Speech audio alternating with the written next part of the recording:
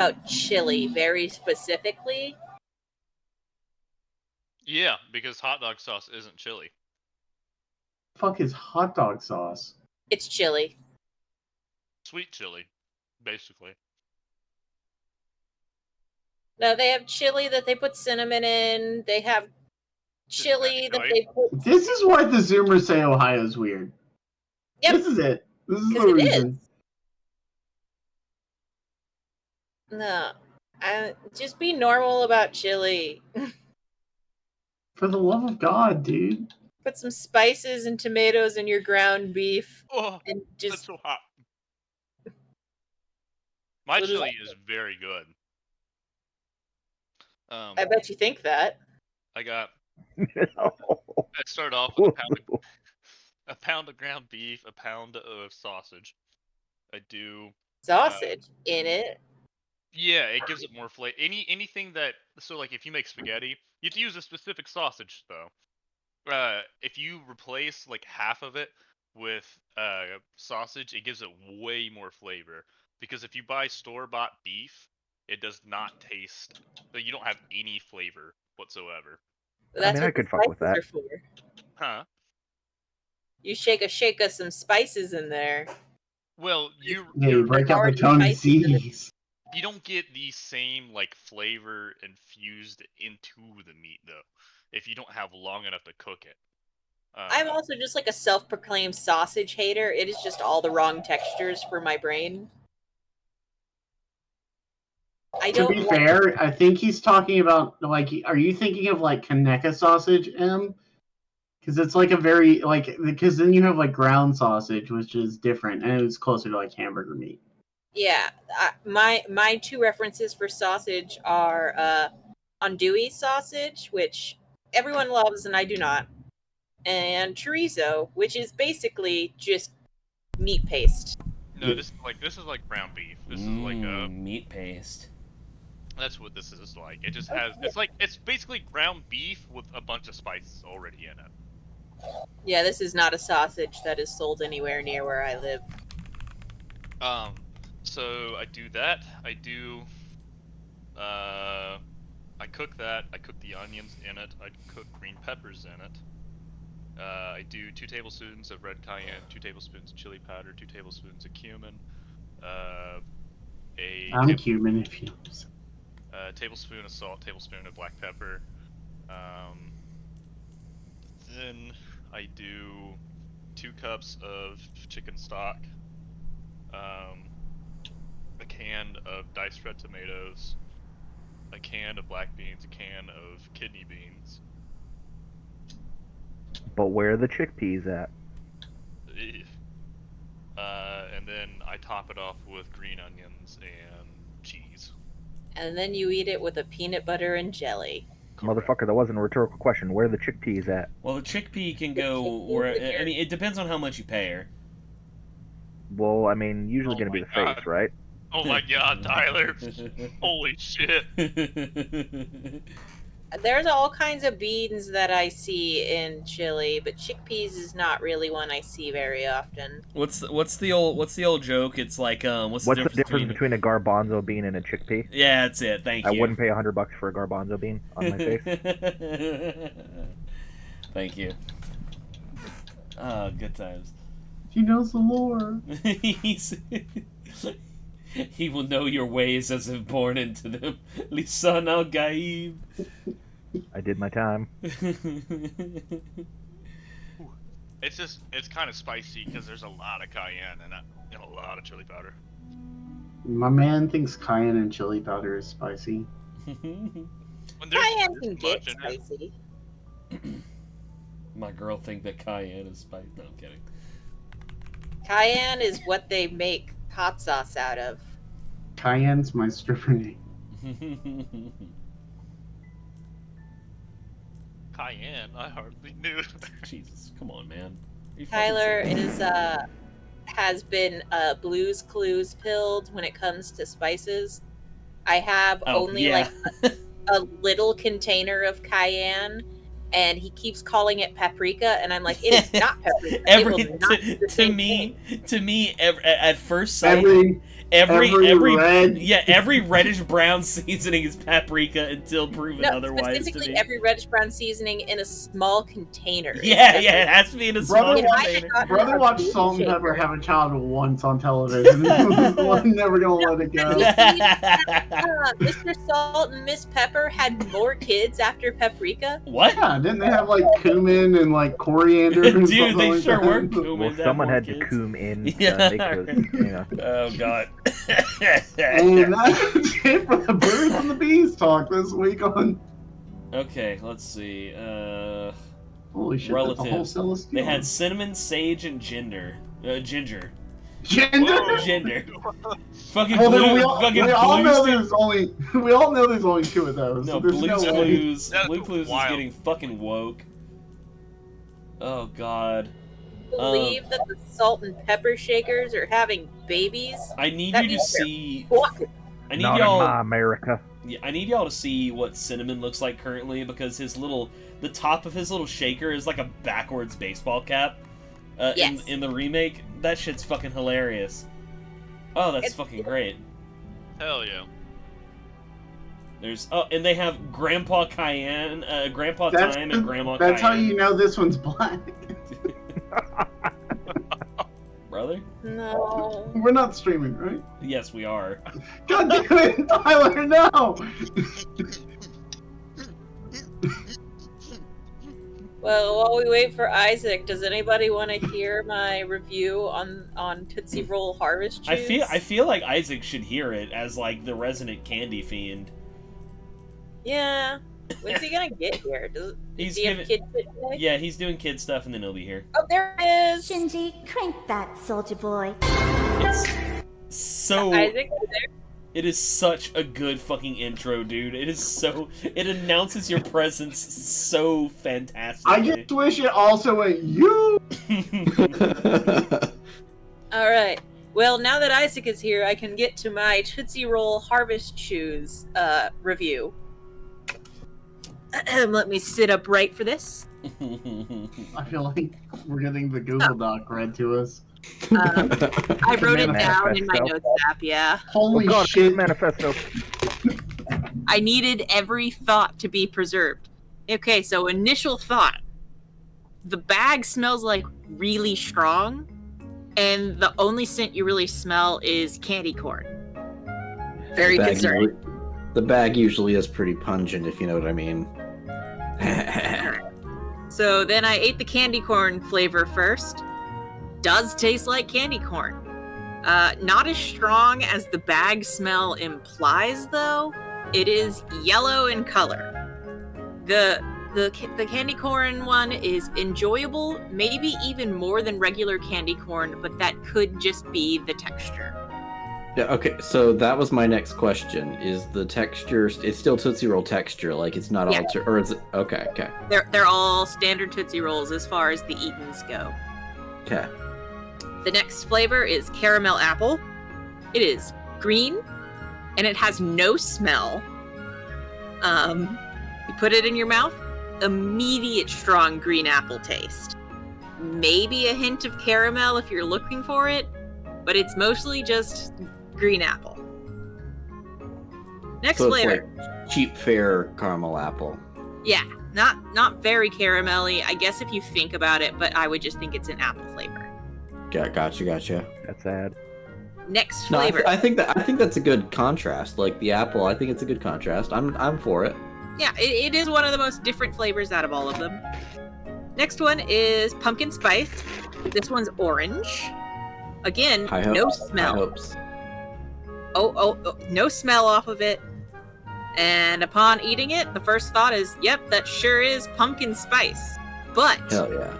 it feels like it's missing one of the spices. Like there's just something not there. Probably Maybe scary spice. maybe it's just there, like they don't have cinnamon as much in it, Well, so the After the differentiated. Diddy incident, they can't really have baby spice. Jesus. So My last favorite flavor was Posh Spice. Jesus Christ, Is- guys. sweet cinnamon. It is a pink red. It again has no smell, so we're 1 for 4 on smells, and the one smell that is there is really strong. No taste initially, like nothing. Eventually eases into a little cinnamon flavor. It almost reminds me of eating a Tootsie Pop somehow, despite not being fruit flavored or chocolate flavored. Explain that one. Cinnamon, like cinnamon sugar, or like big red cinnamon? Big red cinnamon, but only a little. Okay. Well, at least it's not overpowering, because, like, Big Red I is... almost wish it was. It doesn't taste like much, except at the end a bit. And I don't know how it reminds me of a Tootsie Pop. I eat it and I'm like, this is a fucking Tootsie Pop. So, the overall impression, fun, but glad I only have a small bag. And the fruit-flavored Tootsie Rolls are better. The random burp after the review, though, that was weird. But it was not candy corn scented. Huh. If you have a candy apple and a cinnamon one in your mouth at the same time, does it taste like apple pie, perhaps? I don't think it would, since it's like a green apple taste. And when you cook green apples, the sourness kind of like goes away. So this is like ideal, like fall parade or Halloween candy. Like you want a handful, but you don't want. Yeah, no, I ate 4, and that was kind of my limit. Is once I had the 4 flavors, I was like, that's good. But if I had the fruit choose one, I would be like, I'll eat 20 of these motherfuckers. Gotcha. I have another thing for Isaac really quick. Is peanut butter and jelly common with chili in the Midwest? So peanut butter, yes. Peanut butter and jelly. Okay, no, not the jelly. The jelly is me. The jelly is me. The peanut butter. Like he's admitted it. Peanut butter by itself, like peanut butter sandwich with chili or peanut butter and honey with chili are acceptable. Again, just to make sure we are not putting the chili on the peanut butter. No, you dip it. It is a side. Like you dip it in the chili? Midwesterners cannot be normal with chili. They get the chili and they're like, it's a good warm food for when it's cold all the time. And then they're not normal with it. Fucking cinnamon rolls in that shit. Midwesterners try to be normal about food, challenge level impossible. Bruh. Thank you. The next time you make a pot of chili, just try it. No, I won't. And you know what? Gross. I talked to my family about the peeing in the bottle thing, and they agreed. It's weird. You think Josh just like went and like sat his family down and was like, Mom, Dad, I have something really important to ask you. Is it okay to pee in a bottle? No, they agreed. You pull off the side of the road. You piss in the bushes. Maybe somebody sees your ass, but it's fine.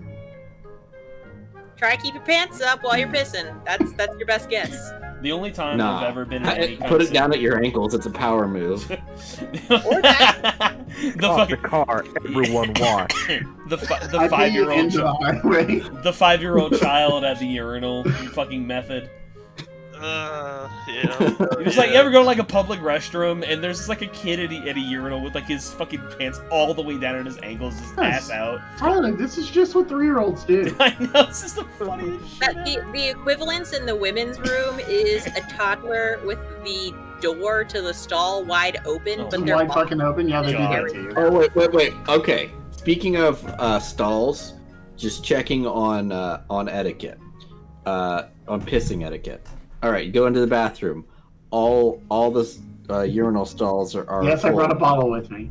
all the urinals are full, but there's a single toilet stall. Obviously, you use it. Do you or do you not close the door behind you? Am I standing? You're standing. If I'm standing, then I don't have to shut the door. I'm facing away. Yeah, you don't shut the door. Yeah, you're facing away. They know that you're only. And they know you're only peeing, so you won't be in there for very long. I close the door. I 100% close the door. I think y'all are freaks.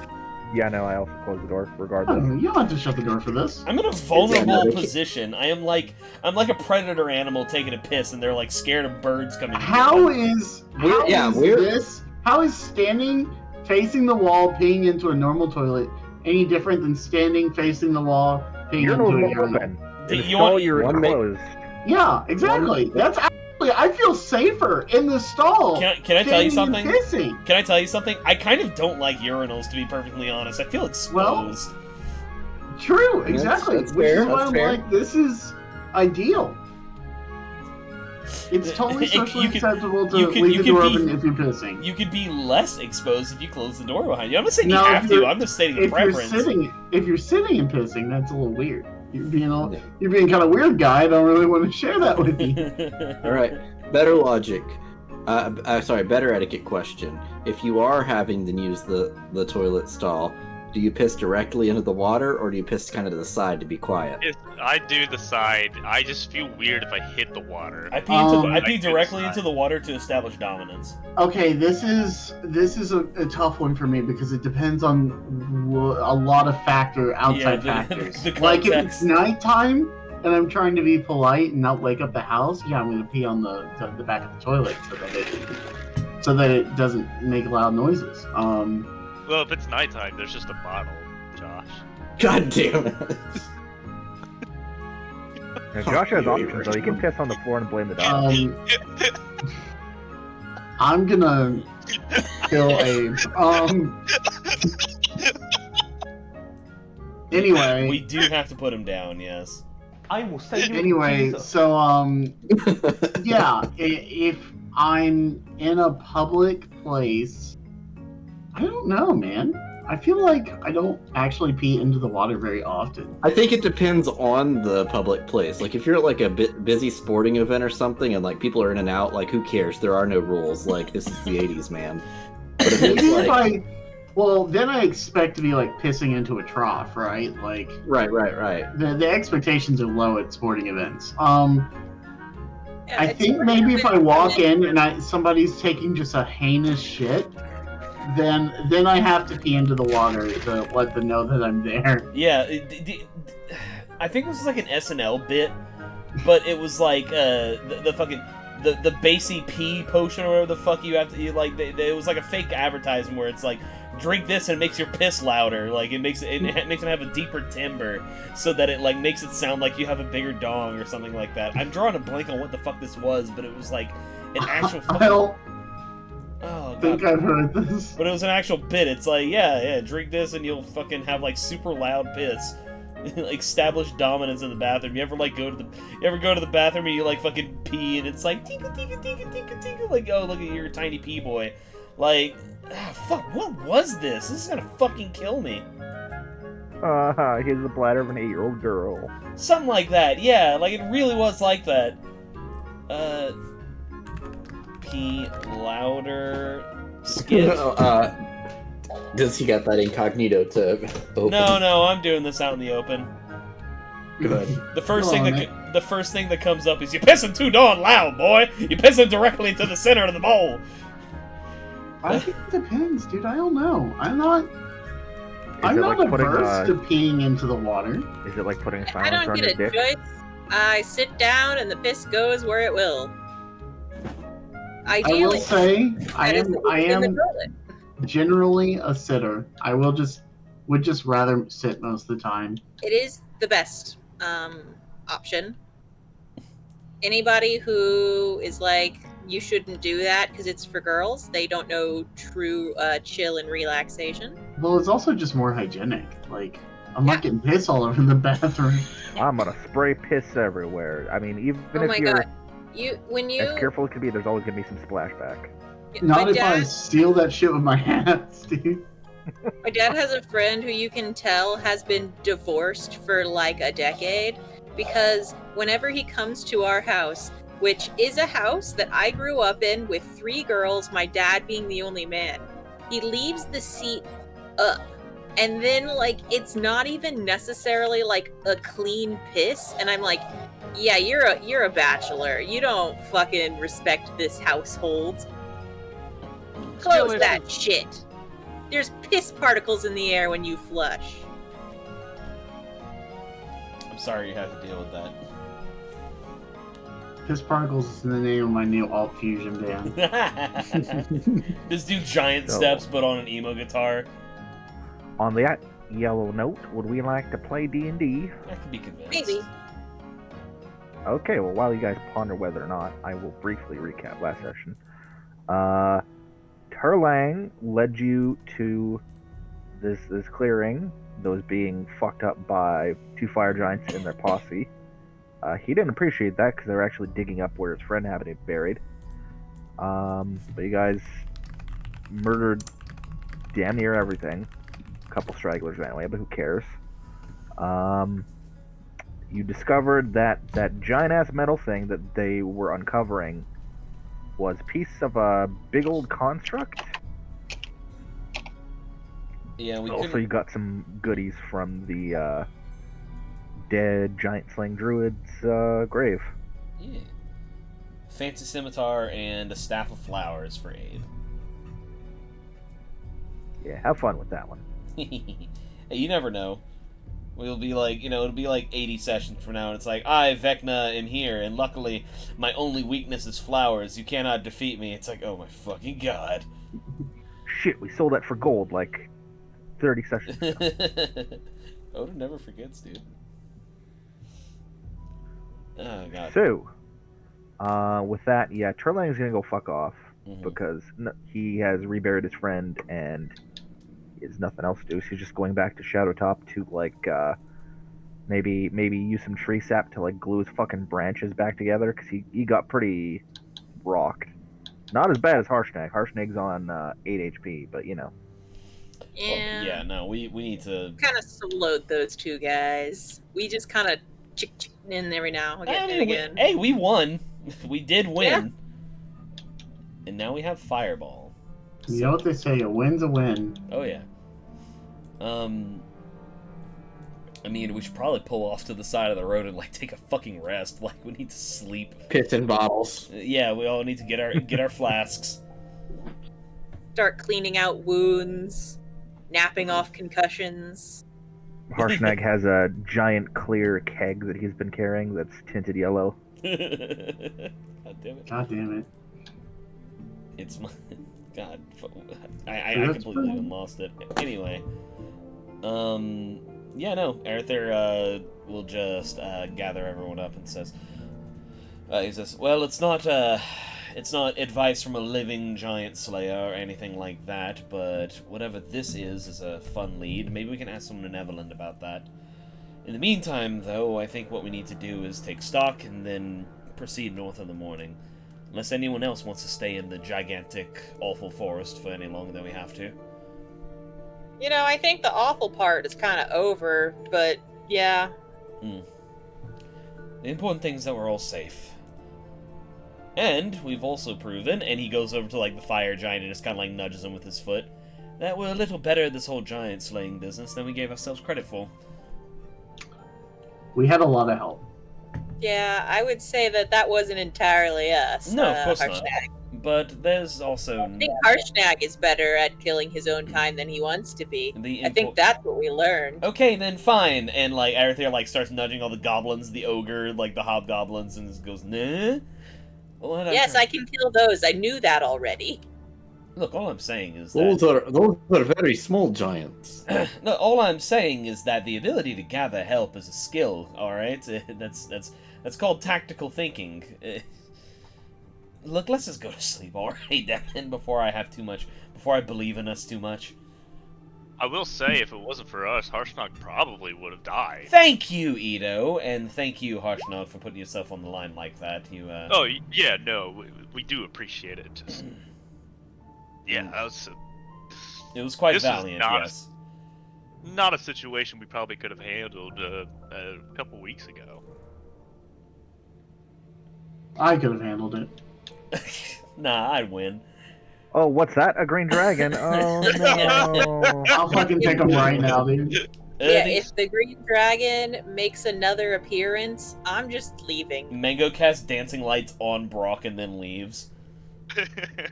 Arthur says, look, what I'm trying to say is we should take a little bit of pride in ourselves, alright? Give yourself the little victories, revel in them, and, you know, be happy about it for a little while. It's good for you. Good for you. This being a complete, total, unrepentant asshole.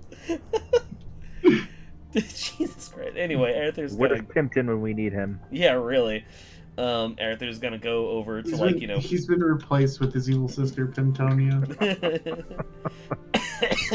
Arthur will go over to, like, a nice little clearing and start setting up camp. Radical. Well, if we're doing nothing else on this map... Yeah, we got like a decent description of the Black Ring of Death. So, So, over on the bottom leftish of our world map here, you can see I just made some broad strokes notes of the overarching narrative here. Mm-hmm. Just kind of the clues you guys have gathered up thus far pertaining to the giants and their bullshittery. Oh my god, somebody's taking notes. Couldn't be me. Like real D&D players. I'm gonna open up my note-taking document right now. Nerd. So yeah, you guys will be able to take a long rest without being interrupted. Oh, thank God. And in the morning, I expect you're just heading north to Everland. I mean, that would be the move. I think that was the plan. Keep muting myself on accident, and then no one answers me, and then I get really upset. It's because we don't like you. No, we've heard you the whole time. Yeah, we heard you. Yeah, we we've just heard don't like everything. you. Dude, I've done it 3 times, and I'm like, dude, stop fucking ignoring me. Did any of those giants have gold on them at all? Because Jesus Christ, Hey, someone actually fucking asked. Okay. I'm broke. Hey. Wow, now I get to open up a document that Jesus, okay, 1 minute. I was like, really? No one's gonna... He's like, oh, nobody's out. 3 gold.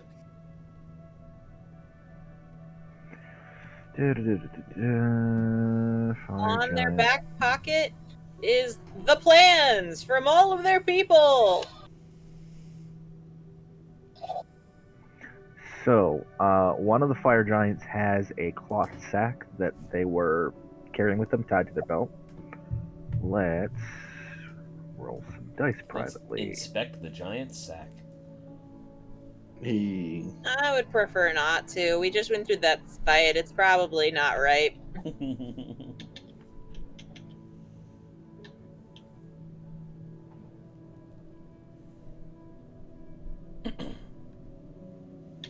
Holy fuck-a-moly. 4 gold. Try... Okay, first of all, also strapped to this guy's belt was a metal rod. It's In there. comically oversized compared to your guys' proportions. It's 4 feet long and weighs 100 fucking pounds. Yeah. It has 2 prongs at one end and a molded handle grip on the other end that is like it measures for a fire giant's hands. My parents make toys like that. We're back. No, no, I'm not. Sinros presses the button at the base and it starts vibrating.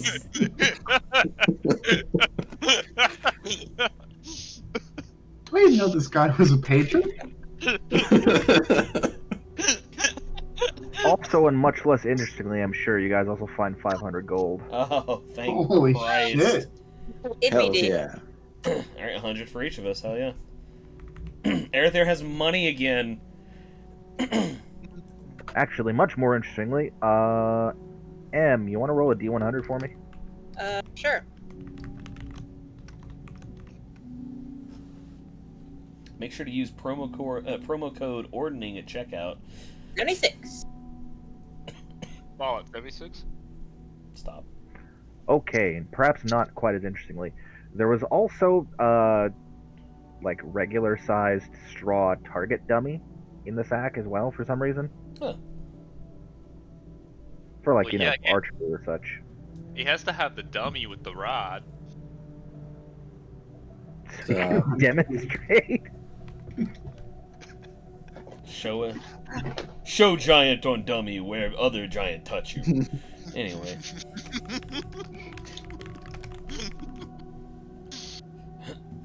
Would anyone like to identify and or attune to the metal rod thing? Yeah. The smallest of all of us. In my experience, that's usually how it goes. You Brother, attuning to it, why? or gonna try a hard Arcana roll, or cast Identify. Holy shit! God damn. First roll of the day. Well, technically second, but first real roll of the day. Well, you scarcely even need to identify the magic specifically because you just put 2 and 2 together. Like, okay, giants, fire giants, looking for metal bits. This thing, also metal. This is a rod of the Vunendod. This is an adamantine rod that has 10 charges and regains 1d6 plus 4 of its expended charges daily at dawn. As an action, you can grasp it by the handle and expend 1 charge to cast a locate object spell from it. When the rod is used to detect objects made of adamantine, such as fragments of the Vunendod construct, its range increases to 10 miles. Wow. That's useful. It's a fucking metal detector, basically. It would be a lot more useful if it was sized for one of us. It is 100 goddamn pounds. Yeah. Can we give it to our friend? Oh, Harshnagel nod. Wait. Hold on. Can you not just reduce on it? Reduce less for an hour, brother. Yeah, in an hour you will be lugging 100 pounds on you. My friends, Mm. I has idea. Ido, I might need your assistance in this. If nothing else, what if we take like pieces of adamantine and like small little pieces that we know exactly what they are, and we could put them on ourselves or other like people that were or enemies that we're tracking and whatever, and we use this rod to basically serve as GPS. I don't know what a GPS is, but how are you going to shave off pieces of adamantium? It's adamantium. That's why I'm saying we talk to Ido, the man who, like, if he has skill set. I mean, I suppose I could try. I've never. Like, we just small little like coin-shaped objects. Oh, we could call them like air tags. I hate you. Because you can just because you can detect it through the air. I don't know. That sounds like Exactly. sounds like something that a pervert might be able to really abuse. Mango, We could always make it to where your other devices detect the devices, so it tells you that it's on. I mean, I suppose If if you you can could find a metal worker. Yeah. Mango, while you have that thing there, how about you try using it to, I don't know, detect things? Maybe see if there's anything else within the vicinity of 10 miles while we're here. Don't I have to know what it is? You did. Didn't you just hypothesize immediately? Yeah. You know, if we were going to guess what the next big thing the Giants were going to steal, a big circle wouldn't really have been something that just manifested itself in my brain. I mean, can you will it to just detect large objects of adamantine? Does it have to be that specific? You can specifically look for fragments of the Vunendod. Yeah. Like, you don't have to be like, yes, this other perfectly shaped thing that I know in my mind's eye. No, you can just be like, fragment of Vunendod, and it'll go ding. Hey, Mango. What? I'm gonna ask the question for the rest of the idiots in the room. What's a Vunendod? The stick. No. The Vunendod was the name of the. Not that you guys really knew it per se, but between identifying shit, fuck it. It's just the name of that ancient construct that the fire giants are looking for. Oh. They're looking for its bits. I mean, I could do it. I don't know if it would necessarily ping anything else than the one that's right in front of us, but I can check multiple times. Let's go! Vunendas! And I wave it around in the air. Ding! There's one right in front of you. Yep, that's about what I thought it would be. That's the only one within 10 miles that you know of. Got it. Well, if Harshnag can keep the rod with him, then whenever we're, far afield, maybe we can continue checking as we go. Maybe find pockets of giant activity like that. Just something to keep in mind. Since we have this, one less person to start destroying shit. Agreed. Although I don't see any reason why they couldn't have made more of these either. Oh, but again, one less. Agreed. Guys, pull over. I'm Voonendogging.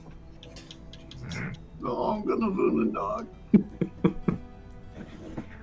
So, Everland. Situated on the banks of the Rauven River, Everland is one of the North's most active mercantile communities. A thick stone wall encloses the city, pierced in 5 places by gates. Like the spokes of a wheel, broad, straight avenues lead from each gate to the Bell Market at the city center. The city is fucking big, but it's not Waterdeep big, obviously. Waterdeep is something around 2 million people, give or take.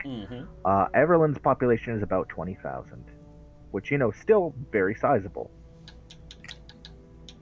Respectable size. And let's go over, our deal in Everland was, of course I didn't take, I had notes about every one of our little leads from Golden Fields, and I just have Everland. Yep. We can go there. That's an option. There was a wizard. You were suggested that he might be helpful. Chazloth, yes. And he's... Nope. No, Chazloth was the Waterdeep wizard, that's right. Where the fuck is he? Just ping him on the map. Yeah, Chazloth was the unhelpful guy who sent us to the unhelpful dragon. Yeah, basically almost sent us to our fucking deaths. Well, to be fair, no, Brock did that. You're looking for a wizard named Crowan. Krillin? Crowan. No. He's already dead. I need y'all to fucking focus, goddammit, come on. No! Let me be silly! Oh god. Crowan with a I used a C, so that will I will fix You that. beach. I was thinking crows and stuff, and I was thinking about that episode of Rick and Morty where he just had crows. I just assume everything that Brandon says that's name related is spelled like a millennial with a dartboard. You're not half wrong about, most shit. Alrighty. Well, in that case, we're here, and we should go asking around, I guess, or look at the city skyline to see if there's a fucking wizard tower anywhere immediately poking out. Well, funny you mention that. There's let me see here. If only wizards had some kind of proclivity for living in giant towers. Isn't it funny how that works? So some of the biggest buildings that you can see, there's a couple buildings that are obviously temples. There is a large building in the center of town that looks like it could serve as some sort of town hall or something of the like. There is, God damn it! Come on, computer. I'm trying to. Is it pinging? I can't even tell. I'm not seeing a ping. Ping us. Are you on the right layer? Layer? God damn it.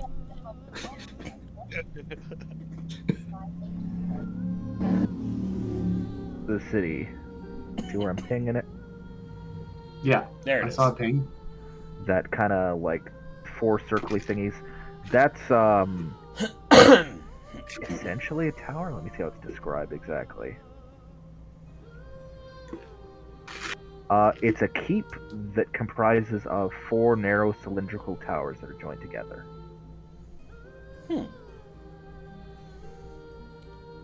I'm a betting man, and if I had to put gold down on anything, I would say that would be where we'll find our wizard. Yeah, they tend to like that kind of place, yeah. Alright, so do we want to just run right over there? Does anyone want to make any stops? I have to pee. Well, then go pee, and then we can go see the wizard. Use the bottle. I have a bottle. This should not be like a running joke. We can't do this. Name some bad things to our group. I like cloacas a lot better than peeing in bottles. So there's this magic item, right? It's like a cross between an alchemy jug and a bag of holding. It's a jug of piss holding. I have made the option of an ostomy bag of holding with it being a weapon, because when you turn a bag of holding inside out, everything comes out all at once. Like a shit ball. Damn it. You just turn it inside out and just covers them in piss. Old ass piss and shit. It's been in there for years. 10d4 Who knows poison how long damage. it takes to fill up a bag of holding with shit. And also 1d4 mental damage. Alright, well, that sounds like right towards the wizard tower then. Well, I mean, in the meantime, this open area here is a marketplace where Mango will easily be able to find a shop that will let her, like, use the privy. It's fine. A pee-pee spot. There will be a pee-pee spot. So we're beelining it for the tower, huh? I like to think that she, like, goes to pee and, like, Chunk is just, like, insistent on being there at all times. Oh yeah, if she closes the door, Chunk is scratching at the door ferociously. Chunk decides to, like, get comfortable in Mango's shorts as she's sitting, and it's like, dude, I gotta get up. You can't just chill there. Please. He's just sitting there like it's a hammock, and he's just purring. Okay, Chunk. I gotta go. We're done. So you approach the tower. It is a keep surrounded by a dry moat. Their clothes come back tomorrow. There are 2 guards that are posted outside that will, one of them will kind of stand in front of the doors and be like, good day, travelers. What brings you here? We are adventurers from far down south, and we are seeking the wizard Crowan. You know him? Ah, yes, Master Crowan. He'll be inside. Please follow me. And he will open the door for you. The Destructo Disc. Look, stereotypes got us exactly where we needed to be. Yeah, whoopie fucking do. You guys solve the mystery of the wizard tower. It's a fucking tower, okay? Knock, knock. Can I come in? Knock, knock. Open up the door. It's real. Mango, whenever you decide to settle down and build a wizard tower, as every wizard wants to do, have you ever considered building one just entirely out of glass? Cool until you think about, like, how expensive glass is, like... Not to mention, the second somebody decides to throw a rock outside, you're just dead. I mean, you can tip it. Or if any of us show up. It's not wrong. So he will lead you through the interior of the keep, which the keep itself is small. It's the towers that are the thing, you know? Mm-hmm. He will lead you into the southwest section, the southwest tower. Up a couple flights of stairs. Who's in the lead, do we think? Who's taking up the lead and who's taking up the rear? Aerother up front and who's in the back? Sinner seems like he'd take it up the rear. Fantastic.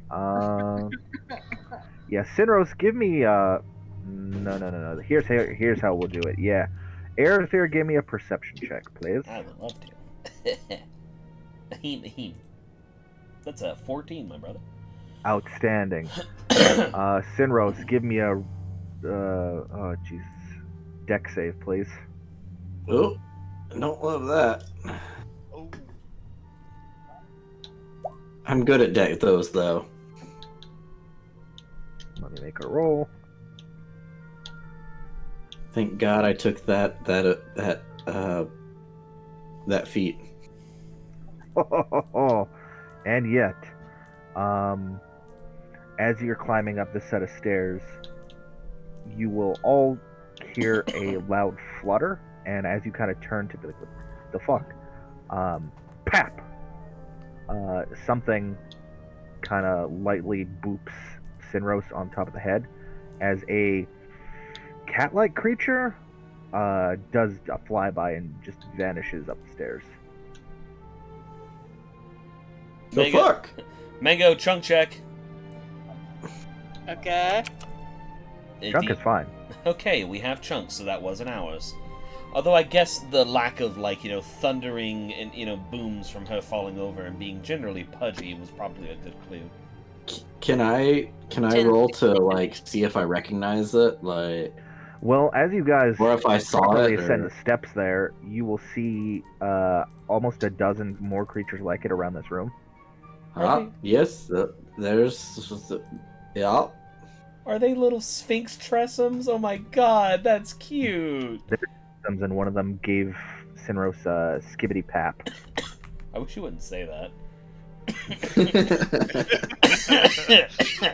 She's Skibidi on my pap.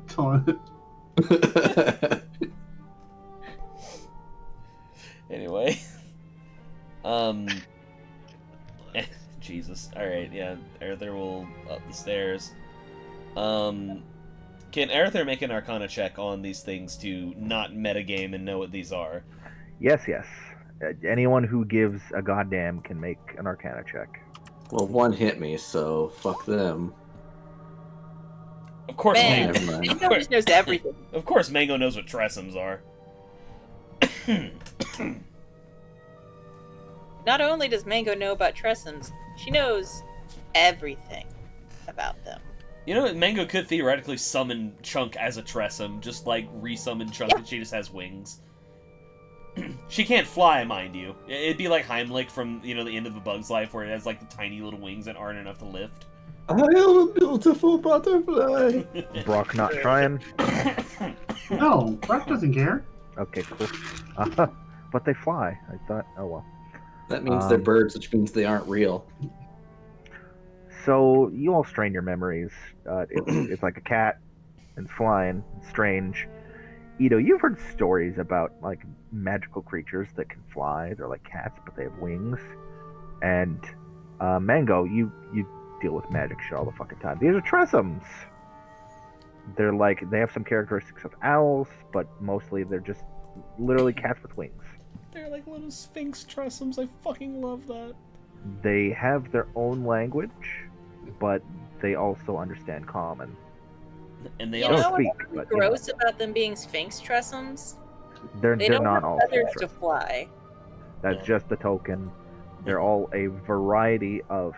Not only are they a variety of like coats and stuff, some of them will occasionally like run up the stairs or fly up the stairs or down the stairs, and other ones will come in from up above or below to kind of replace the numbers. Judging by that estimate of the amount leaving and coming back in, this tower must be home to like dozens of tressums. But you guys ascend the stairs. You see a big cozy room with a big ass brazier in the middle. There is an elderly man, well groomed in what are clearly, given the accents, like the popped collar and shit, some shad wizard robes. He will spread his arms and do a slight bow as he welcomes you. Oh, visitors. Good. Welcome. So question before we get going. Are the tressums, like, chittering away? Are they, like, vocal, or are they, like, kind of just doing their own thing? Let's see. The trio that are sitting on this statue of dragon, they're kind of chittering and looking down at you all. The one that's closer especially will be chirping at you guys as you approach. Cool. All of the ones in the room are just kind of doing their own thing beyond that. Like, this one here is just kind of playing around with a ball of yarn. The rest of them are mostly just perched. This one over here is like, he's doing some skibidi paps at a book that he seems to take issue with and or want to play with. All right, cool. So I'm not going to try to talk to them, but I am going to use my Eldritch Invocation Beast Speech so I can understand them, at least. That way, if they say anything relevant, I'm kind of keeping my ears open to see if there's anything relevant, like if they say anything about their master or anything like that. Like, I'm passively listening for that kind of stuff in the background. Well, the one up up to the right here will be saying, "Are they friends? Are they friends? Do they bring treats?" And the one that's kind of preening and chirping at you guys is saying, "No, no, no. They look like common rabble. I don't smell any treats on them."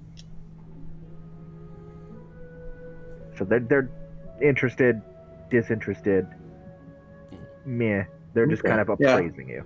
That's fine. I just kind of want to. Basically, I'm trying to keep an eye out, like, as we're talking to this guy, like, if they say anything to, like, contradict him or, like, or to agree with him, like, just trying to use them as an additional. I'll let you know if source anything of pertinent comes up in Yeah, their. that's all. Yeah. Speak. Yep. Cool. All right, carry on. He will take a step back to kind of let you all into the room proper. As you likely already know, I'm Crowan Valharo. And yes. he will kind of gesture to the guard, who will nod and just return to his post. Well, thank you for receiving us so warmly. You barely know anything about us, so the gesture is appreciated. Well, it's not so often that I get travelers coming to my not so humble abode, as it were. I come from Waterdeep. I've seen plenty grand. This is cozy in comparison. And I mean that in a kind way. It's not at all ostentatious. I forget, do you actually openly wear the Harper symbol, or is that just the artwork? I think, like, Arethyr usually probably keeps that coat, like, closed. So maybe not, like, outright open, but he's also not extremely subtle about it either. He probably has, like, harp accents on, like, some of his clothing and whatnot anyway. So, I mean, he could probably, if he's looking for something, he could probably see something. I'll make a perception roll and we'll see. He wears it like a middle schooler wears gang signs. It's cool, but it's not. No, apparently he has no fucking idea. So, what do I owe the pleasure? We are, well, I mean, we're not all from Waterdeep, but we're from farther south down the Sword Coast. More of us are from Waterdeep than are not. No, it's just two of us. Actually, I don't even know if Sinros is from Waterdeep. No? Yeah. Well, I've been in Waterdeep long. I'm a transplant, but I've been there long enough.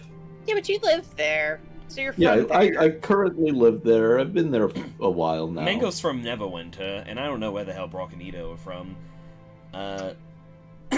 Look, that's not important. What I'm trying to say is that we are a group from south down the Sword Coast, and we are looking into the situation about the giants rampaging across the coast. We are hoping to perhaps try our best to do something about that. Learn what we can, gather what allies who might be willing to help before things get too terribly awful. Is that right? Well, what is it that you believe I might be able to help you with then? Well, 1 second. Reading a thing real quick. yeah, I can't remember exactly who in Goldenfields told us to come here to see him. It was the Yeti. I'll pull up. Yeah, the innkeeper. Let me see. Miros Zelbrin. Miros, yeah. He and Arethyr will tack on. Miros Zelbrin of Golden Fields recommended that we visit and speak to you. Ah, Miros. Been a long time since I've seen him. Too long. Well, any friend of Miros is a friend of mine. Please make yourselves comfortable. He will gesture to the chairs that are kind of strewn about the south side of the room, and he will press an index finger to his temple, and he'll begin speaking some words aloud. Vorn, bring some refreshments up, would you? Thank you. Ooh. He's literally just casting message. Oh, no, Arethyr says that about refreshments. In a couple minutes' time, words. Somewhat less well-appointed wizard, presumably an apprentice of some sort, will come upstairs with a tray of refreshments. Just water, wine, grapes, cheese. Ooh. Yeah, I mean, Arthur will take a glass of wine, naturally, swirl it about. Mm-hmm. Wait to hear anything that Crone has to say before going too hard in the paint.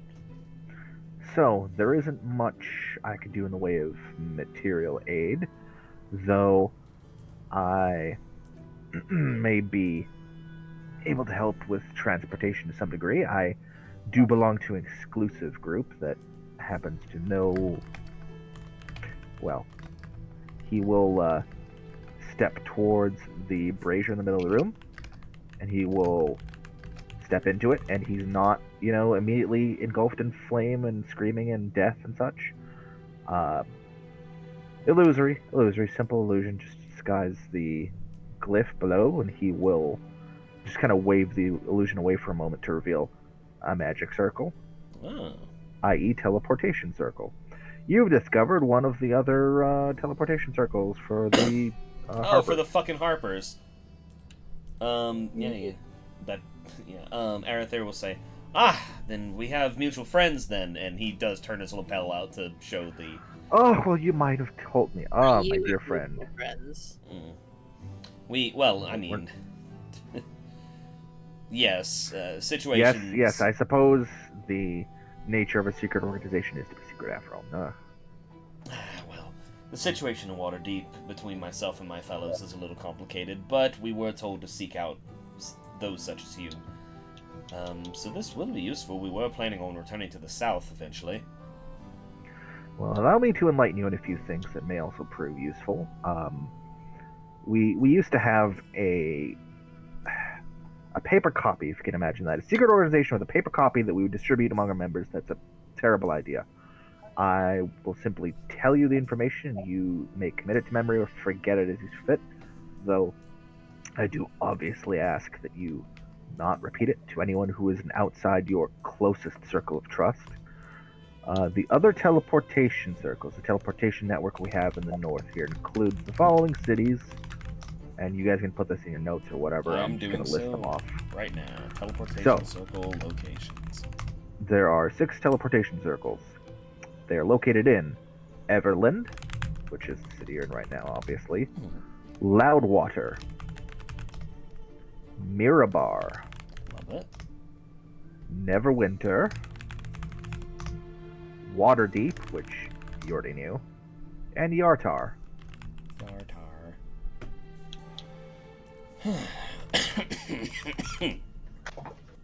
Okay, good, alright. Yartar is in the Desserin Valley region, so if we're wanting to go and investigate that particular location, that would be a good place to go. I don't know if we have any reason to go back to Neverwinter, but if we ever do, Mango's Inn with the Guild of Glassblowers would be a good place to start, maybe somewhere to put our heads down. I mean, Mirabar and Waterdeep are obviously great places to be able to go back and forth. This is a good arrangement. This is a good spread. So, I've been trying to kind of try to figure out a location for Ito to be from. Mm-hmm. What would be the most rural? Yeah, that word. Out of rural. Basically, because I would like to give. I have not figured. I don't really know where Harrigans are. They're kind of. Harrigans are kind of one of those races where they're like added in later, so they kind of just they're about. You know what I mean? They're from wherever we want them to be. Yeah, Faerun is a fucking huge place. So you say rural? Harrigan again. Yeah, I would just like a place where possibly Ito's family could come into play. Well, I mean, okay. What's the name of the town from the Disney movie with like the hops or whatever? Are you talking about Zootopia? Zootopia, yeah. This is my own Watership Down. Oh no! Holy no. shit! Oh, I didn't know he was a Nazi rabbit. So like, Oh, Fandolin's a nice little town. They could be from he Fandolin. could be from Phandalin. Yeah, that's fine. Yeah, Phandalin's sure. kind of out of the way, so he'd be from around Mango's neck of the woods actually, because Phandalin is a little bit. It's honestly not incredibly rural, but it's like it's off the. It's off the beaten path. It's off the beaten path from Neverwinter. There's also the no. town of Oakhurst, where the Sunless Citadel group chilled out. So. There's the town of D's. I know. Golly, I know Phandalin decently well. I'll say Phandalin. That would be probably. Phandalin D's nuts. Jesus. Yeah. I fucking got him, dude. Do you think like Ito grew up knowing the Gen Z merchant that we met whenever we were doing that fucking campaign? Yeah, it's like his childhood friend. It's like his buddy. Yeah, no, Phandalin would probably be a great place to be from. Hell yeah. But alright, yeah, Arethyr, like, note states that it's like, alright, good, that gives us a lot of range of movement, not counting the, well, that's another story for another time. Mirabar will get us very close to the spine of the world, where Harshnag wants to go. Oh yeah, I guess he could be here too, huh? They're not gonna bar him access from the tower, so he will awkwardly clamber his way inside. Yeah, they should really make doors bigger, but Excuse me. the tower's big enough. You could have a big door. Probably, yeah. Sorry, go ahead. No, he'll just like, this is very kind of you, thank you. We'll make note of these, and should we need any of them, we will do so. Mirabar is probably our next best bet, since that is a... Well, actually, no. If Harshnag said he'd follow us to, like, solve some of the shit, like, if we go... Okay, so the gist of what he said was, you guys need to go find this oracle. It's located somewhere in the Spine of the World Mountains, that he knows how to get you there. If you guys needed to take a couple detours along the way, he's fine with that, but, like, just don't push your luck. Basically. Yeah. Because, like, I'm wondering if he'll stick with us if we solve his thing, and not to, like, metagame a little bit, but I mean, like, I kind of like having a frost giant. Yeah, it also sounds like he won't stick with us if we just go tick around and do whatever we want either, so... Yeah. Eventually... That is a bridge to be crossed once we are good buddies with him. Sooner rather than later is probably when he wants to go, so... He would prefer you guys keep heading north. He will resist the idea of heading any further south unless it's, like, literally life or death. Alright. Go to Listen, Mirror. here's what we do. We're going north. Isaac is the best at making NPCs leave his group. Just whatever I want to do, let's do the opposite. So, like, he's not gonna railroad you, but that's how it... Gotcha. Yeah, he's been on a few detours with us, but I don't think he's gonna stick around for every detour. Mirabar being next is probably the best thing then, because that's the closest that we'll get to the spine of the world. Alright. Well, thank you. Unless there's anything else, again, anything, even something minor would be fantastic. Let me read up here. Going over my notes. So I think I mentioned this before, like, even when Miros had mentioned Everland at all. Until recently, Everland was a member of the Lord's Alliance. The 5 leaders who currently comprise the city's Council of Elders voted 3-2 in favor of separation, and in a symbolic show of support for Sundabar, condemned the Alliance for its failure to come to Sundabar's aid during the War of the Silver Marches. Joining Baldur's Gate in the very bad look of leaving the Lord's Alliance. Damn, well, Baldur's Gate kind of got forcibly removed Yeah. if I remember correctly. And then Luskan took their place, because Jarlaxle's a conniving little shit. Well, I mean, that's sick. I mean, sorry about your marches.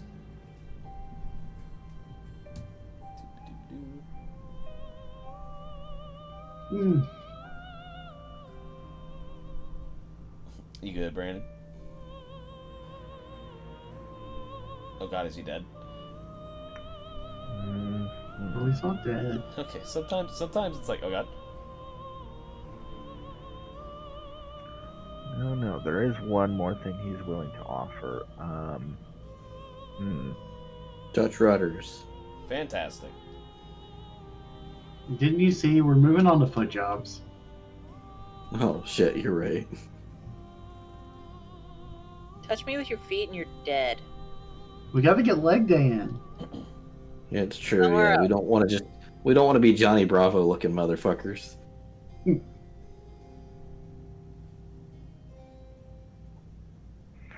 He's going to turn on his heel and lock eyes with Sinros. He's going to say you.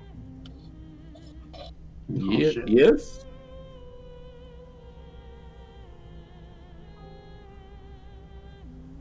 Would you like to bring a friend along with you? And he will kind of start making chirping noises and looking around at the Tressums.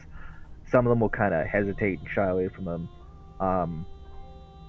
A nebulous number of them will kind of flock over to him, and he'll kind of start walking towards you. So he's kind of bringing like a bunch of Tressums in your direction.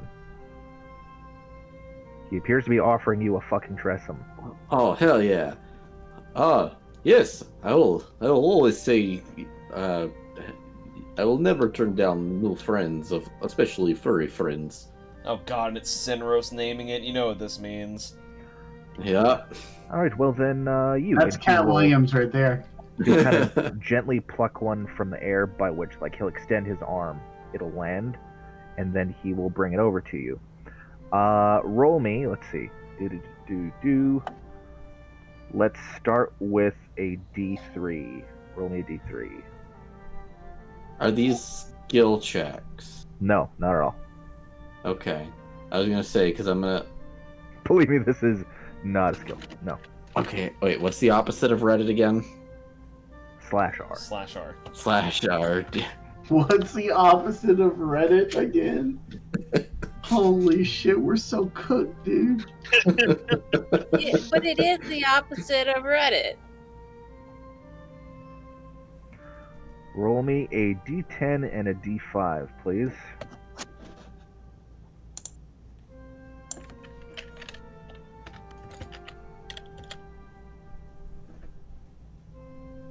Right, 8 eyeballs, 5 testicles. Ah, yes. The classic.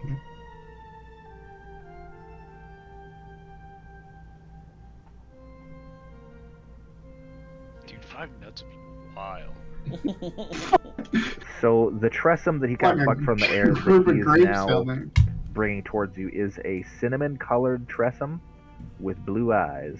Ew. Like a Blue pack of ginger. grapes down there. And it is kind of sniffing at you, and it will say, "Oh, is this a traveler? Huh, this could be interesting. I meant to go with him. Is that it? Not that your wizard friend there seems to, recognize his speech because he doesn't speak Tressum."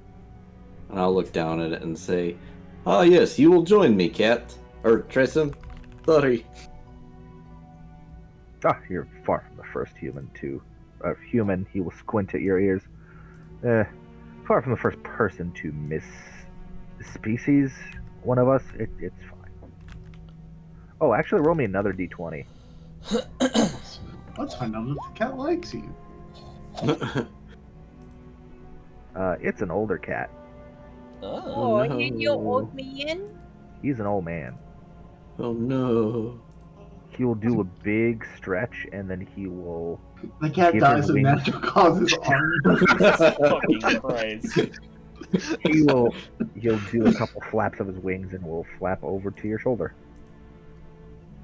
Oh, so now here's the true question. Are the cats going to get along, or are they going to fight? I mean, Given that Chunk is technically a fae, Chunk won't give a shit. Ah, okay. also, Chunk is very comfortable. Also, Tressums are fairly intelligent. not only that, Oh. but Chunk got along pretty well with Violet. Yeah, but Violet's a real cat, so that was a little bit difficult. Violet was a real intelligent cat, but that doesn't override instinct. And this Tressum has been very well socialized. I mean, this tower is home to dozens of them, Plus, wizards also like cats. I mean, when you guys were talking with Shaw's Don, whatever the fuck his name was, Jeffrey Don. He had cats in his lab. So, you know, cats of a feather flock together. I don't know. It's fine. Hell yeah. So yes, Tressum get. Love it. So, does it have a name already, or is that on us? Oh, I don't. None of us really. I shall call you Tresemme. Tresemme. Ooh la la. Kill yourself. It's the exasperation. That's what killed it.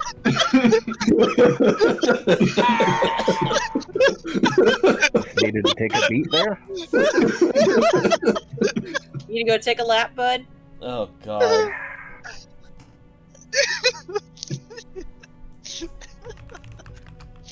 Oh, that's terrible, dude. That's awful.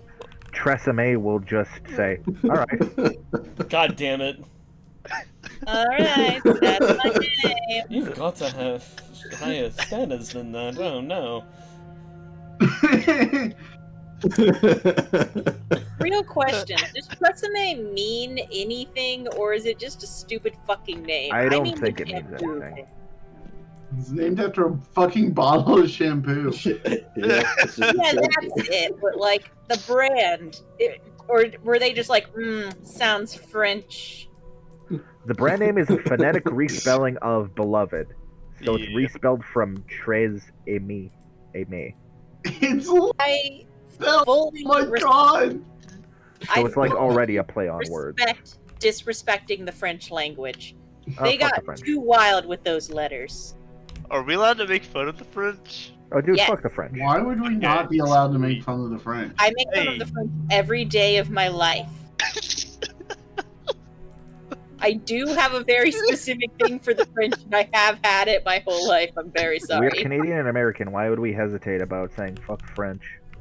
Well, your people I are just- kind of hey. obsessed with the British, so I mean, let's not, they're Obsessed, throwing that's rocks. Putting it strongly.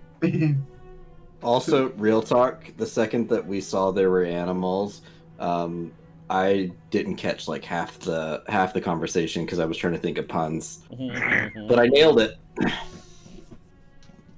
Alright, well, Most of the conversation was kind of whatever anyway. You got the Tressum, that's the important part. Harper's teleportation circles, we can move around. It's great. Alright. If it isn't me personally to help you here with the teleportation, any of the apprentices around the tower, perhaps the what the hell is the name of the master of the tower here? Because Crowan's an important mage, wizard rather, but God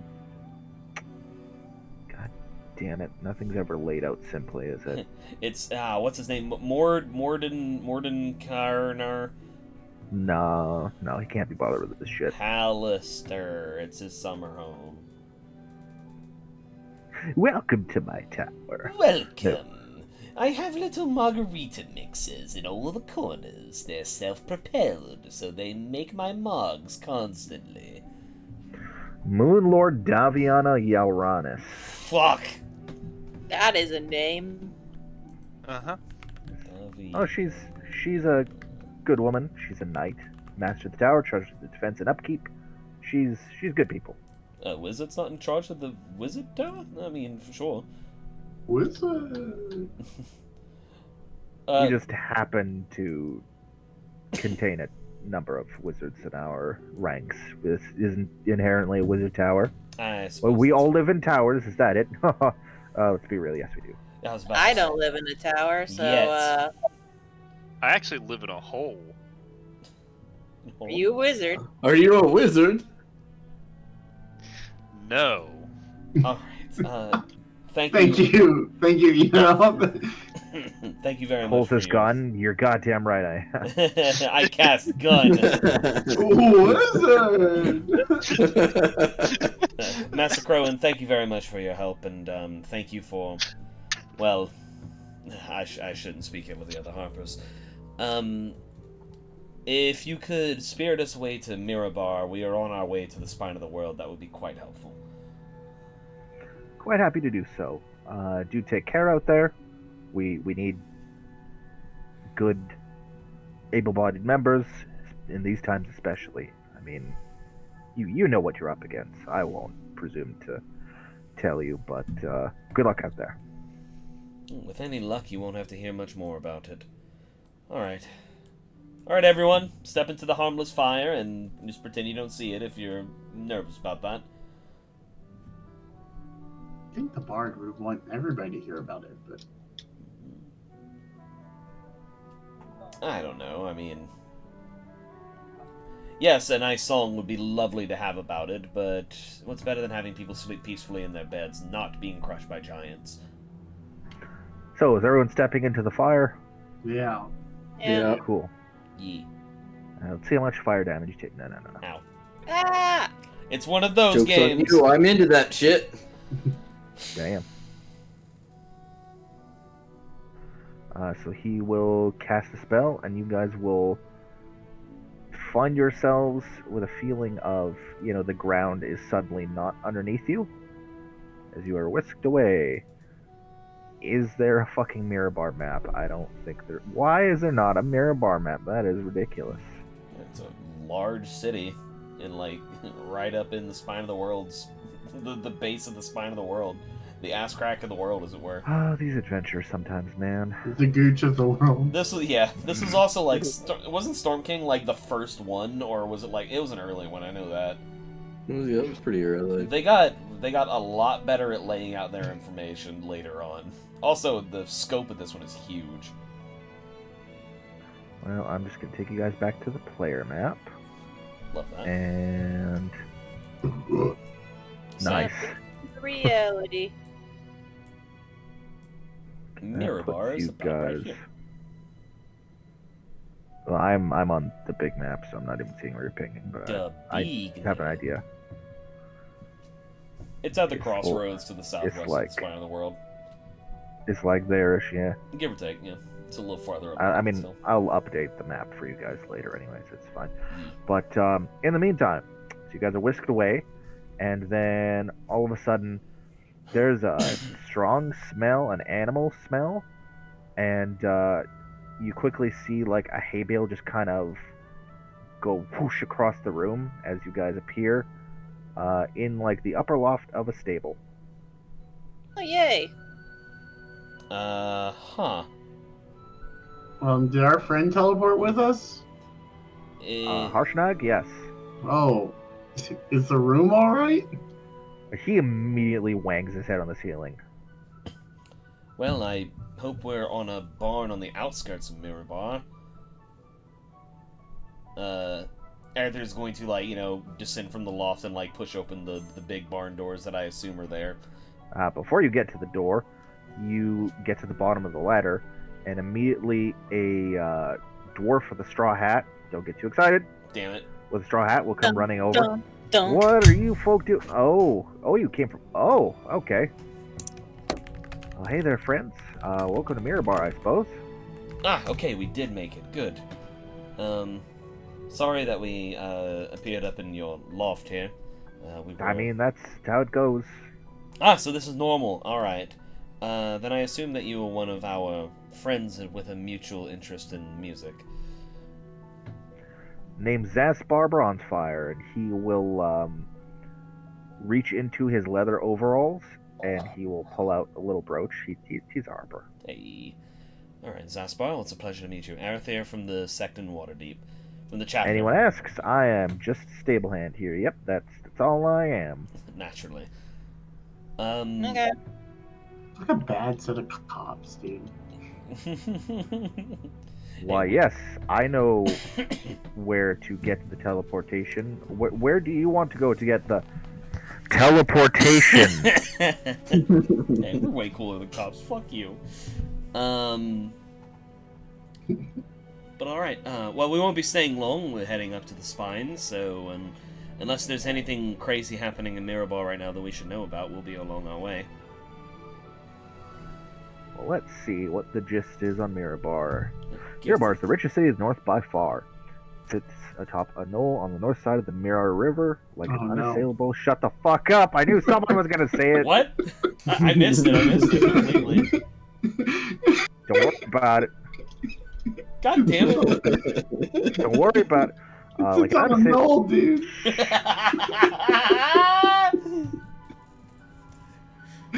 Oh, god damn it. Enclosed on all sides by sloped outer walls as wide as at the base as many city blocks in water deep. Damn. Defenders Fuck can off. fire arrows Weird down face. from atop the walls or atop the knoll to, hit any people who might be riding by. Are the streets laid with bone? Fucking hate you people. Or in winter, pour water down to make ice slides. There's no shortage of stone and weaponry. Even the docks have battlements and fortifications. Wait, water down. I found out where Ito's from. Oh no. God damn it. Oh god.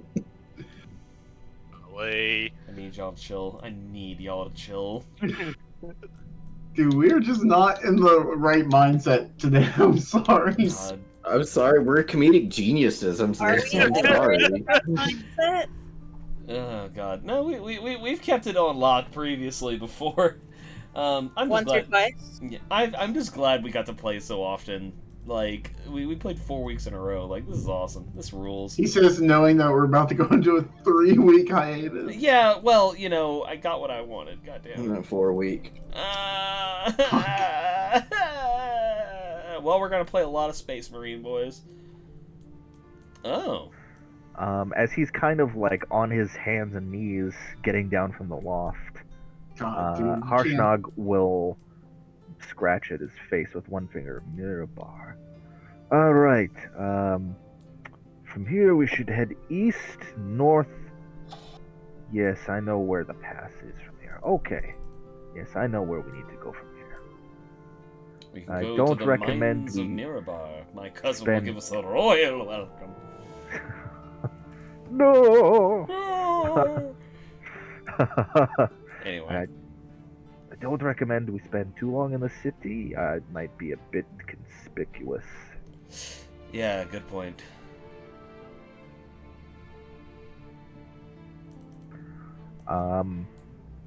So whenever you guys leave, the dwarf will be very quick to close the barn doors behind you. Alright,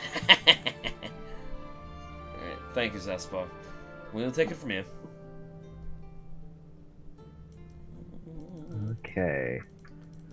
Where's the wiki thing on Mirabar? One day you guys are gonna ask for character sheets, and I'm just gonna be fucking Luffy. You have an Eldritch Claw tattoo, but it gives you like the 15-foot reach, but it's just your Gomu Gomu no Mi. Okay, so this city is of comparable size to what's it? Jesus Christ. To Jesus Christ? Literally just there. Oh Well, man, I some knew people we anyway. could have taken him as our deity. It's around 20,000 people, again, just like Everlyn was.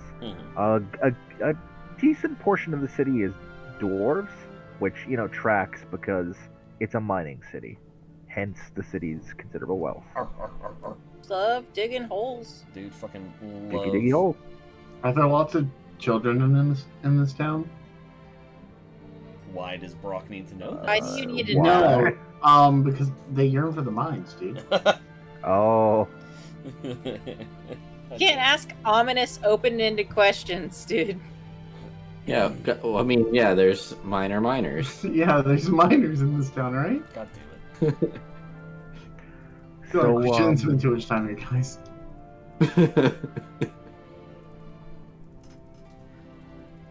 so there is, let's see, some of the most notable locations you can see from leaving the stable here.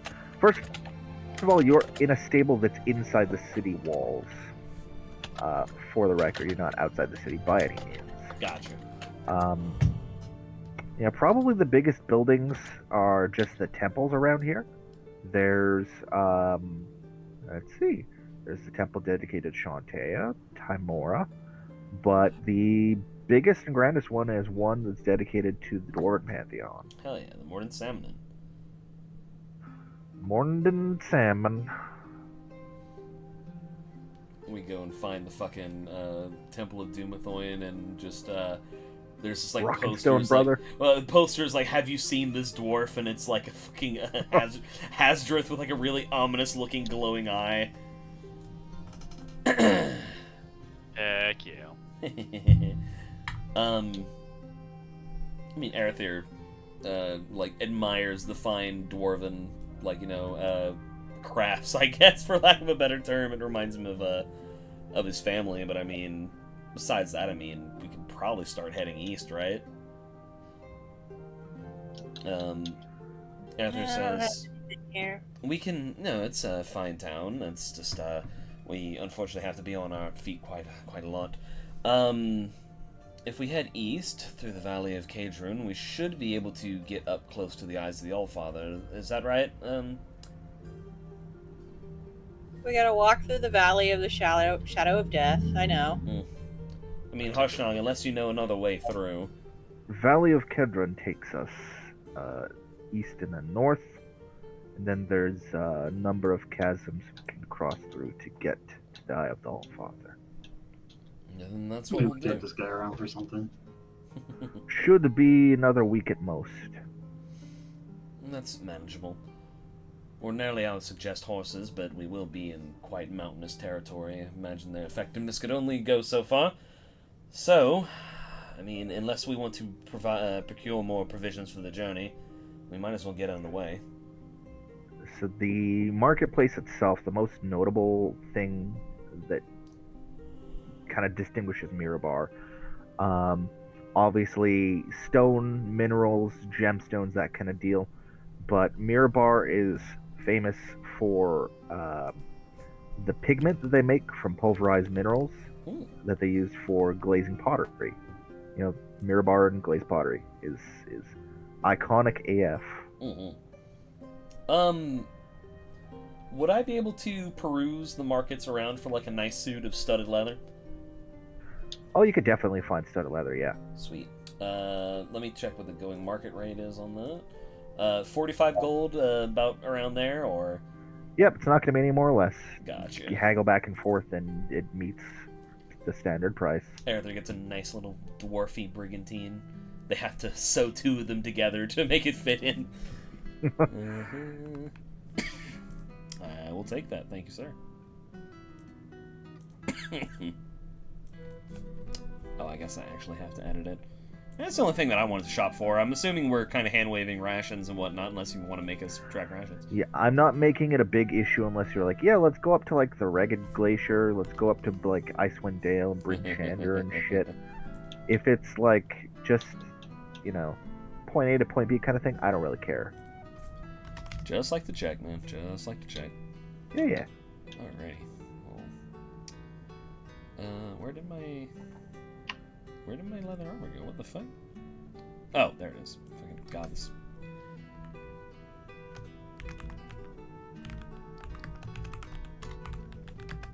There we go. Alright. So, the Valley of Kedron. Let's see. History checks, please, if people care about that sort of thing. I'll give Arethyr advantage for specific reason. 26. Yeah. Brock and Arethyr is good enough. So, it gets its name from Dwarven legend, naturally. According to legend, a dwarf prospector by the name of Kedron discovered the, quote, greatest cache of gems the world has ever seen, and then built a home for himself and his fellows using only his axe. That's sick. So yes, that's dwarf. Valley is named after a dwarven. Oh fuck yeah, dude! It's not quite as cool as the stone bridge was, but it's pretty dope. Seems unreasonable. What? All the gems all in one place, financing someone's life to build. Using only an axe to build a town? I mean, don't you need like hammers and like You think at least a few supplies. planks. Yeah. You underestimate the stubbornness of dwarves, my friend. I'm just saying, you're making the job a lot hard. Probably could have built like 2 or 3 towns in the time it took him to build one town with just an axe. Feels like a waste. So you get about halfway through the valley, when you will stumble across the site of a battle. There are 3 wolves kind of nipping at the remains of let's see here. Oh, I've been here before. We have to pet them to dominate them. There are 11 human corpses and 3 frost giant corpses. Oh. Brandon, make the same mistake Tyler did.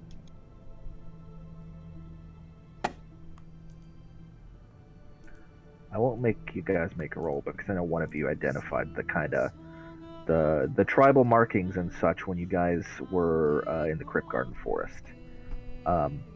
There was a similarly attired corpse in old Gnawbone's mouth. These are like fuck. 1 second. Why does the name escape me at this very moment? It happens. It do. Starts with a U. The Barbarians. Oh, Uthgard. Uthgard Barbarians. That's the one. It looks like a number of Uthgard Barbarians that were in battle with Frost Giants. Unclear which side won because, all these people and giants are dead. I think the wolves did. You're not wrong. Like most of nature. As you guys approach, though, the wolves will run. Yeah, that makes sense. Mm-hmm. But Harshnag doesn't seem to miss a beat. He's just intent on continuing down the road. Does this look ordinary? Can you make anything out of this, Harshnag? He'll stop and take an appraising look back at the corpses of his fellow giants. Well, Frost Giants have been making moves all over the north. To my knowledge, mostly just, raiding. That's rather how we made a name for ourselves, made our contribution to the world, as it were, was raiding up and down the shores. They've been heading further and further south the past few years, though, but this is where it got these 3. Let's see. Can we chase the wolves off and check their pockets? Oh, the wolves are gone. You Okay. can absolutely check their pockets. Yeah, we'll go check and see if there's anything laying around. Gonna loot that body. Let's see. Let's see here. Where's the... we're not feeling particularly perceptive today, but... Well, it's not like there's shit gonna be hidden in their rectum. You don't need to make a perception roll for looting them.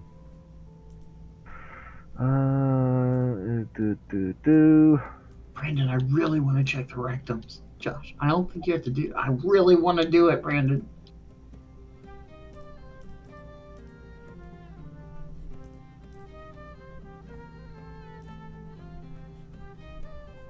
I'm trying to do something. Just let me do something. Please. Please. I need 55 burgers, 55 fries, 55 tacos.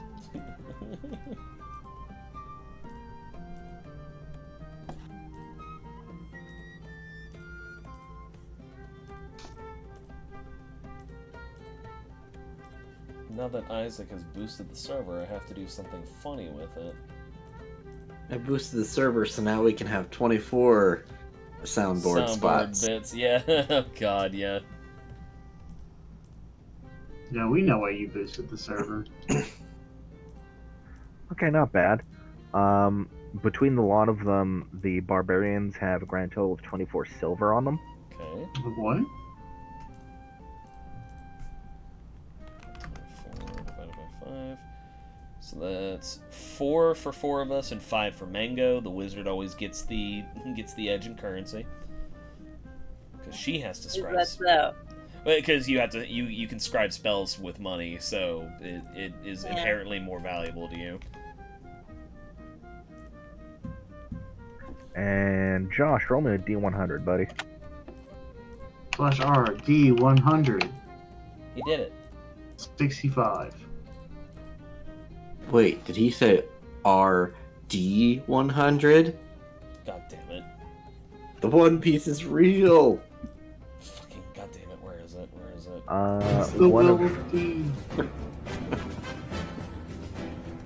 One of the frost giants has a wooden chest kind of strapped to his back. Huh.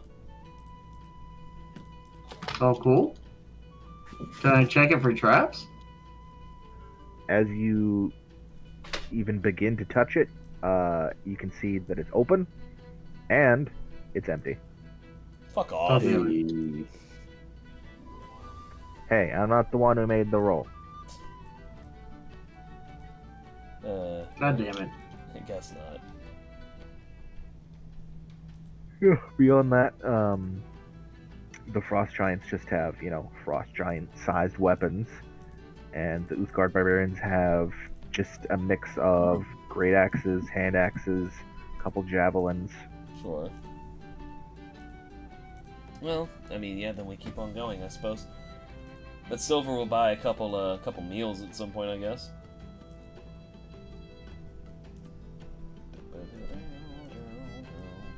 Yes. Take us further down the valley.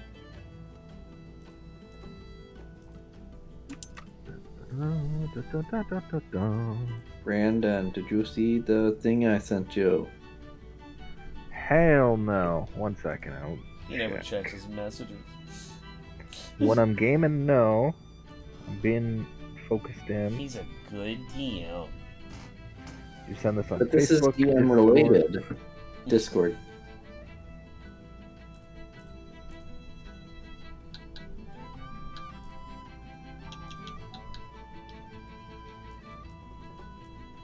If no, okay, that's fine. I just don't know the answer. It's just roundabout. No. No. Roundabout. Yeah, I just did the joke, god damn it. I'll be red. You know, I'm gonna level with you. I entirely fucking forgot about that. Thank you for reminding me. You love to see it. You I see, would say you have to literally right here. You have to continually rub your backstory in his face. Where is it? Right where you guys are right now. Oh, Did I okay. move the thing? No, I put you. Did I? Combo, what did you do? His best. Not good enough.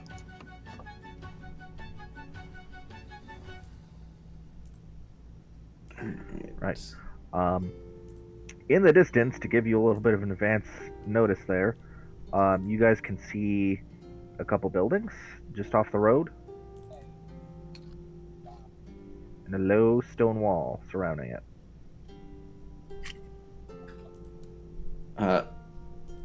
Sinrush just kind of fucks off. Hello? Did you see something? Oh, I mean, you can come if you want. I have things to take care of. Out here in the middle of nowhere? Exactly, in the middle of nowhere. Okay, this sounds suspicious as hell. Yeah, Arthur's gonna follow. So which cardinal direction... You guys are heading east down the road until now. Which cardinal direction is Zinro setting off in? Whichever way the thing is. Well, it would be east, but you could head north and arbitrarily add time, because you'll still have to, follow the mountains. No, like where my thing is, not our thing. Well, that'd still be east. Then yeah, east it is. Okay, you continue heading down the road you were still heading down. Well, I guess I don't fuck off that much, but I fuck off aggressively. Well, I'm just saying, the way that you sort of, like, hunkered your shoulders and started, like, stomping around, usually not the one to take charge. It just caught me by surprise, that's all.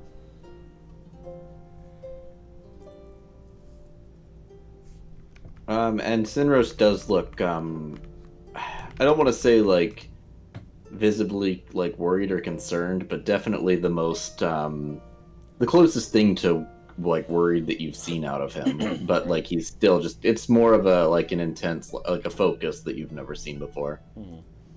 Yeah, he usually is cracking jokes constantly. Ito, you were going to say something? I mean, yes, but I actually kind of forgot, to be honest with you. Out of character.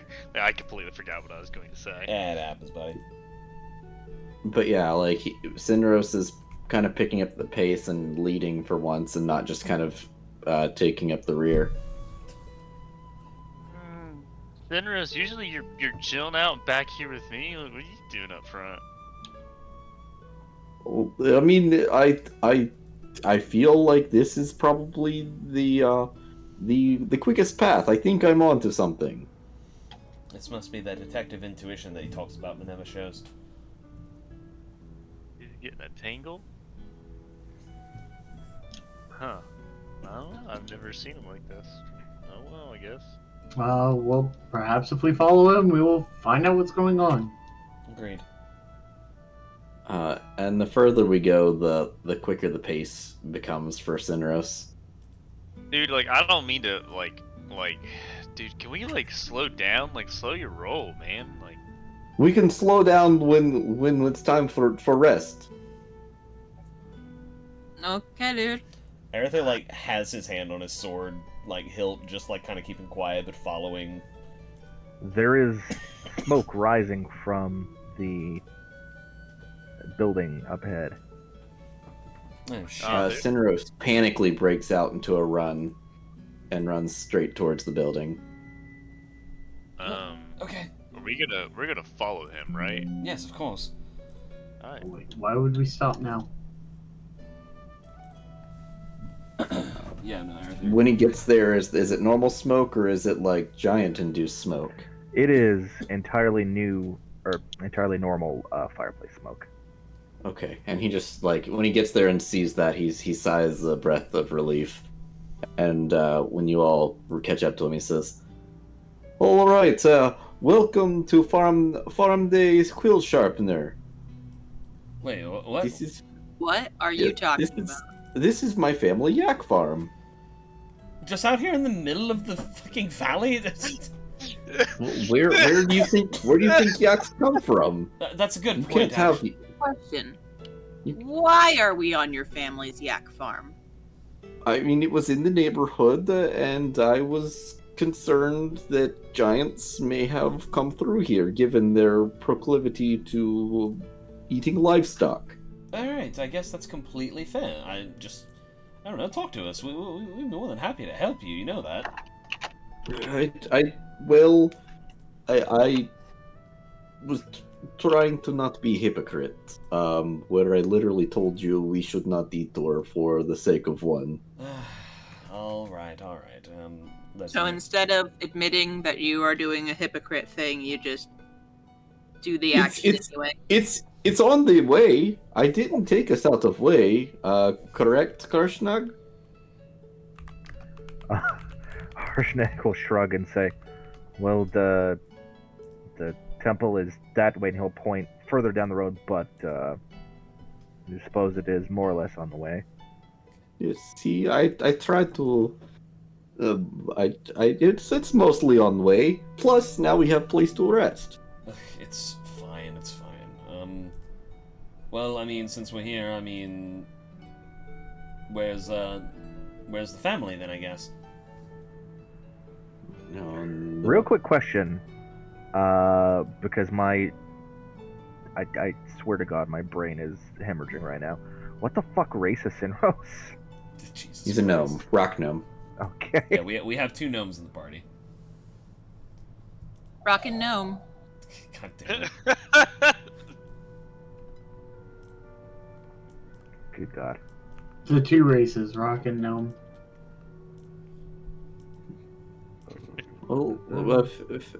Family is this time they probably are preparing for supper. I assume like I mean with I would daytime like around about approaching evening. It's like 4 p.m. Yeah. Close enough. Well, I'm glad that things normal. I'm glad that giants hadn't. Let's pretend these tokens are gnomes. Also, I mean, it may be a little awkward. I mean, I've been sending money and supplies to support family best I can but I haven't been here since I left about 10 years ago. Did you part on? Wow. Did you part on bad terms or?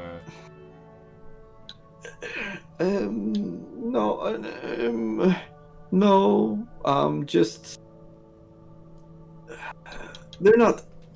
My father is not angry, just disappointed. They wanted me to, continue a family tradition of yak farming. I wanted to be detective. They weren't. It was never expressed, but there's an unspoken disappointment. Ah, I see. I mean, for what it's worth, Yes, they didn't stop me, but then I know it's not what they want. I mean, for what it's worth, I respect you striking on your own. I mean, that must have been a difficult decision. Well, it's been quite a while. I mean, if we're in the neighborhood, you might as well take this time to at least say hello, right? I mean, who knows when we might get this chance again? Yeah. Yes. Yes. Yes. It is time. I probably should give them a little more money. I'm sure that it's been tight with the giant fear. It's probably harder to transport the yak. I mean, look, like, full disclosure, I'm on wonderful terms with my mother.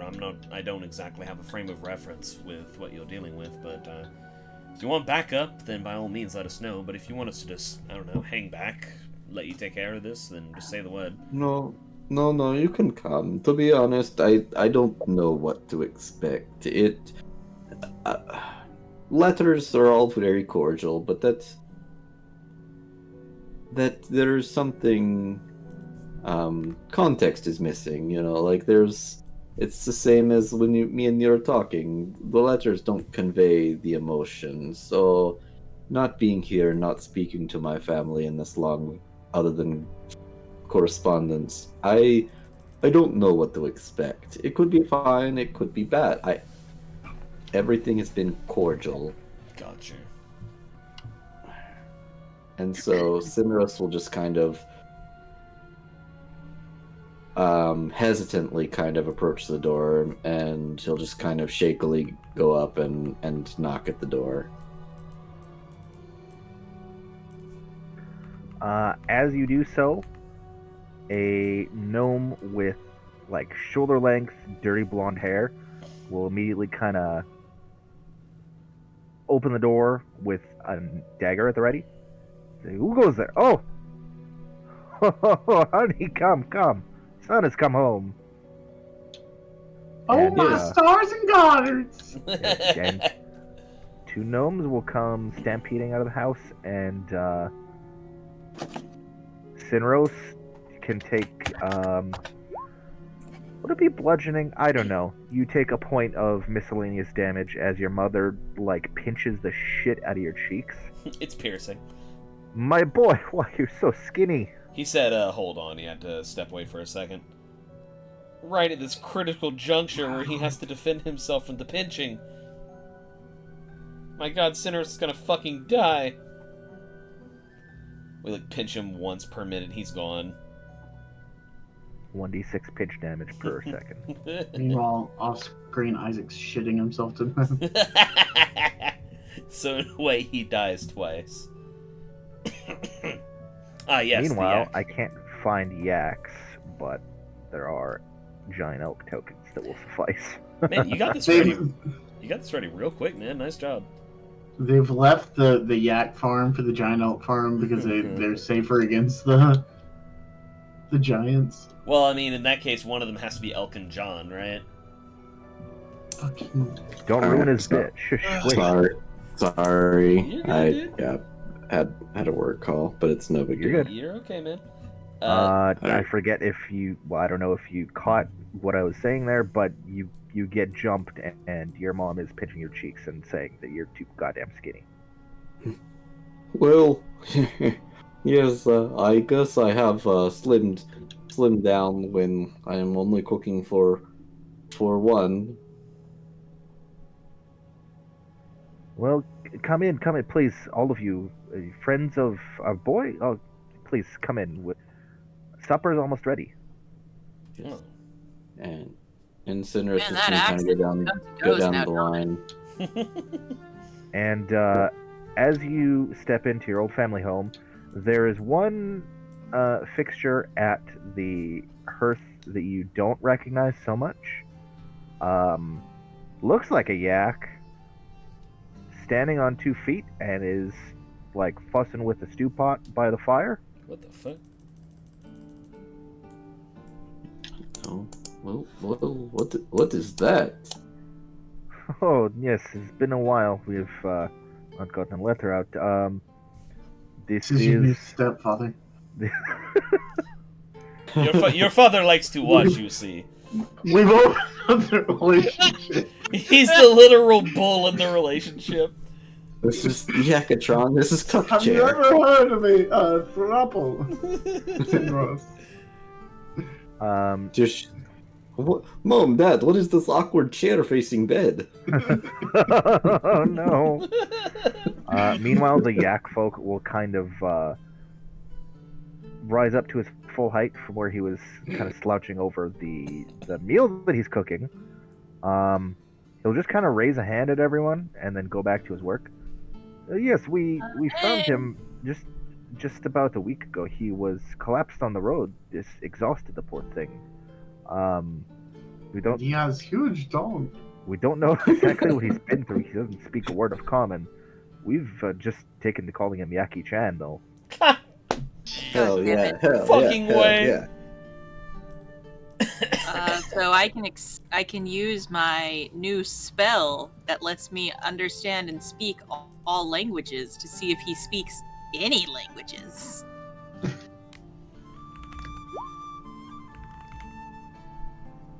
Yeah, give him the tongue. I'm gonna tongue that thing. Oh god. Dude, I heard that in the voice of Wreck-It Rap. I'm gonna tongue it.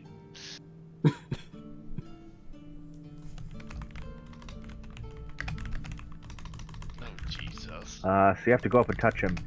He Yeah. will kind of shy away, but I mean, you touch him. Are y'all on the map, or is it just Hey me? man, what are you doing here? No, we're not on the map. Okay. You're literally the only one on the map. I There's was the same in going the crazy. Wizard Tower too. No, I just never dragged myself on the map.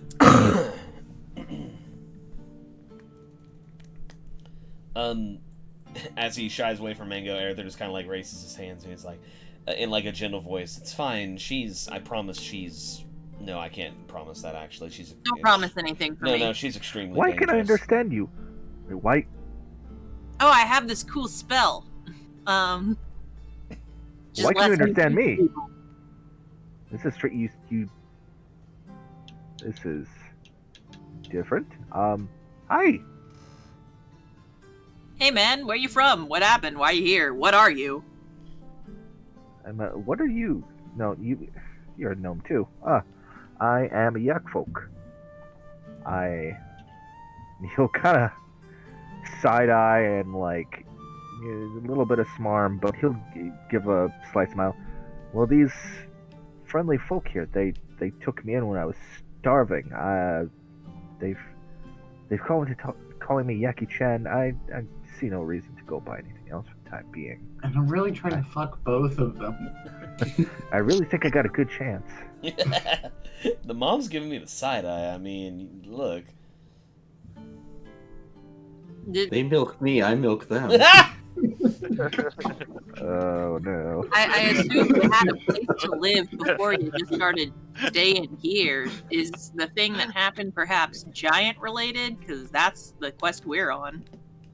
Oh, you know about the giants too? Yeah, they're everywhere. That's where I came from. I escaped them. How does he feel about seeing Harshnag? Oh Jesus! If Harshnag's poking his head through the door, he's going to like panically. No, he's chill. He's on the floor in the corner, like trying to get away. No, No, not again, he's not chill. again, not again, not again.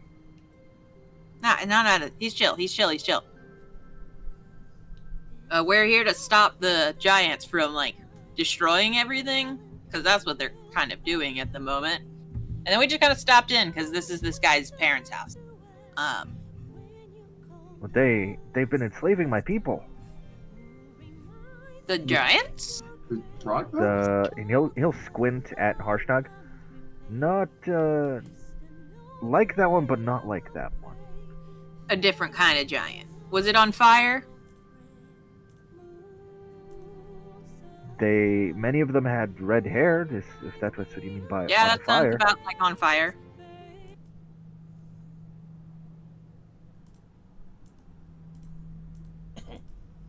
Is Mango So like the fire giving giants enslaved your people. You got away. I'm gonna relay all this back to the guys. Like, I think the way that the tongue spell works is that he can understand you speaking common, but he doesn't speak back in a way that we can understand. It's just that you can understand it's me and him. That's why I'm relaying it back to y'all. Yeah, you can tell us what he says, but we can hear what you're saying. Moreover, when the target speaks, any creature that knows at least one language and can hear the target understands what it says. Oh, okay, never mind. Okay. Like, sick. on the one hand, you kind of get this sense of like background talk coming from him that sounds like a lot of like mooing and snorting, but at the same time, in the kind of forefront of your hearing, what you're focusing on is like intelligible words. Gotcha. In that case, Brock does hear the word enslaved. All right. So yeah, I love that. Where was your village from here?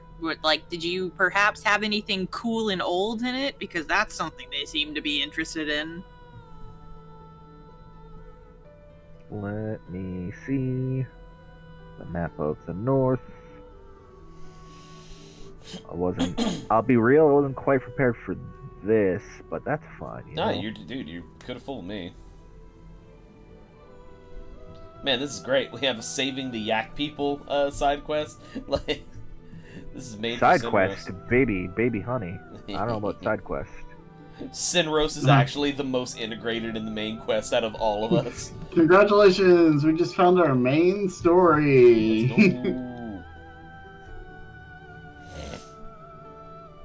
You merely adopted the plot. I was born into it. I came from the east. There's a mountain there where my people live, far to the east.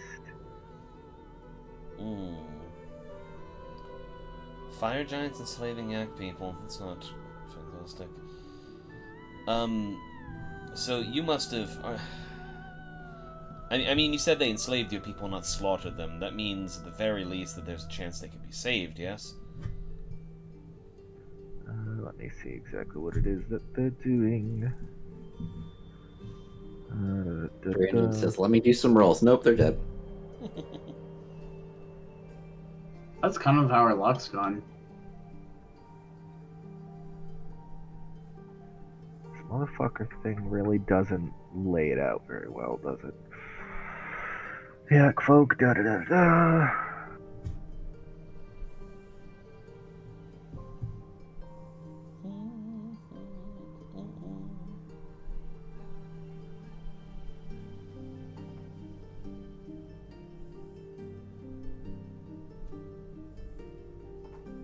He's doing it. He's focusing.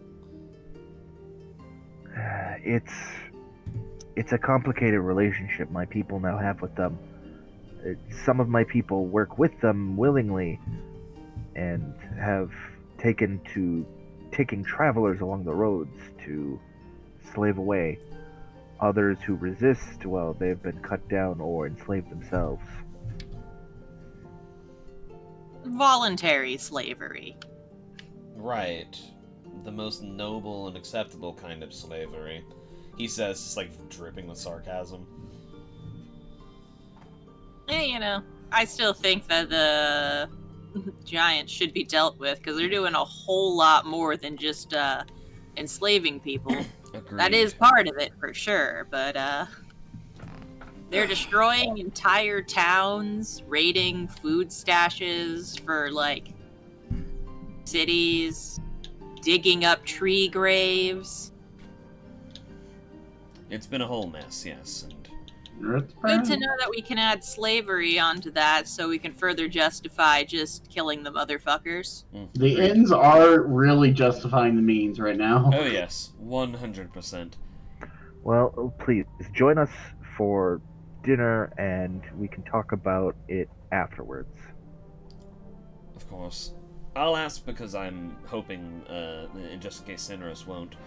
Are you both confident that you'll be safe in this region? The giants have not been known to stay in one place for very long. The yaks tend to keep most things away fairly well. Have you seen a giant? Have you seen our yaks? Looks at Cineros. They're big yaks. Alright, if that's good enough for you, it's good enough for me.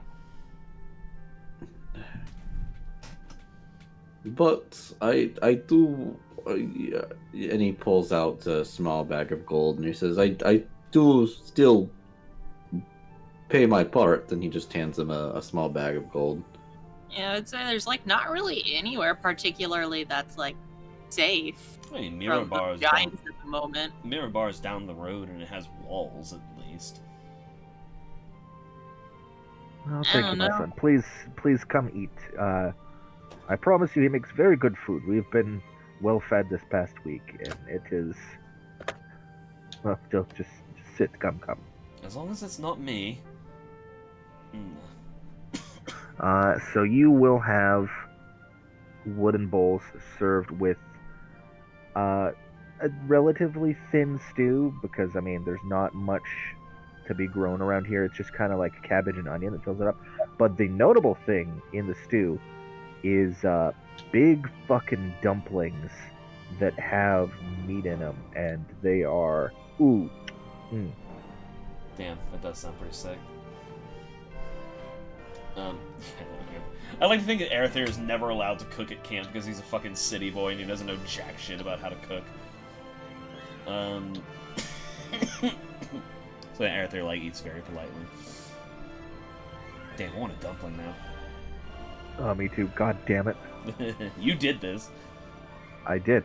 There's a dumpling restaurant in town. It's so fucking good. God damn it. I hate life. We have one, and it's alright. Everybody that I see go to it talks about, you need to go to this place. It's so good.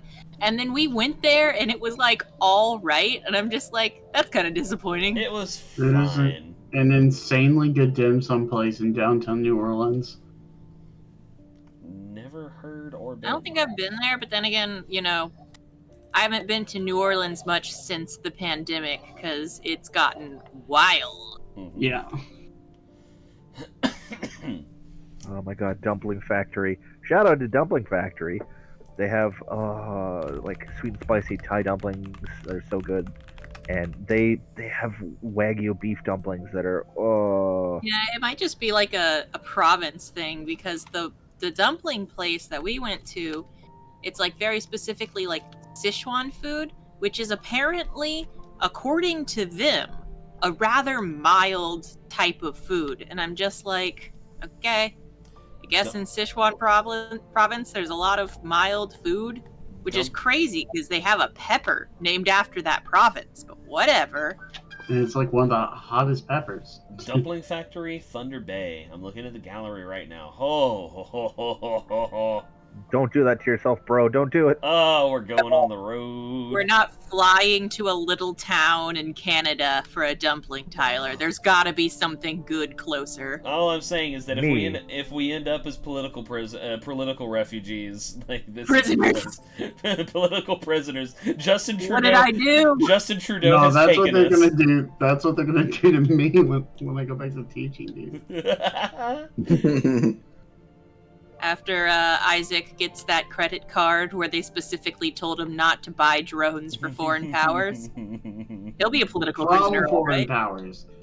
He can't buy them from foreign powers. I thought it was for. Whatever. Yeah, I thought the implication was please don't buy Vladimir Putin his own sick drone if he comes chill over in North Dakota or something.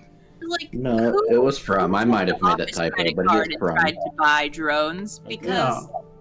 Do you think they don't check the receipts on the bank statements? I mean, the other thing though is it's not just like the postal like travel card; it's a federal travel card. So I mean that includes like military and stuff. So I mean, and like diplomats and stuff like that. So I mean, I guess it makes sense in that context. It's on there because George W. Bush tried to buy it.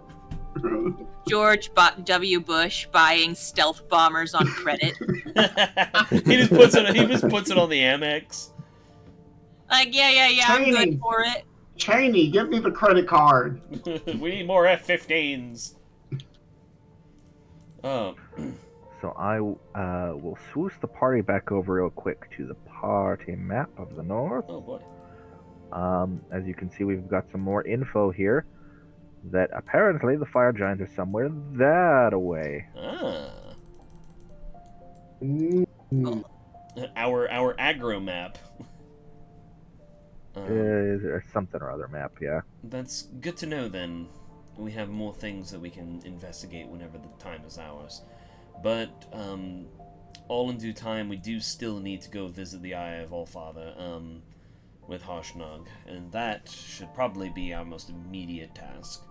Yeah, that was the immediate next thing we were planning to do. Put a pin in it. We'll go to the spine of the world first. Well, please spend the night here where it's warmish and head out in the morning. Yeah, you're too kind, Mr. Quillshop, and thank you. Please, call me insert name here, because Brendan has not yet looked up a name. It's okay. Isaac is also not that far. It was very much a family farm up north. What if he's Sinros Senior? What if Sinros is a junior? Well, we got a Yak folk in there. We got Yaki Chan. You could introduce the party to the rest of the Yaks if you want. See, just a reminder to all you juniors out there listening to the stream. At some point, your mom has probably moaned your name.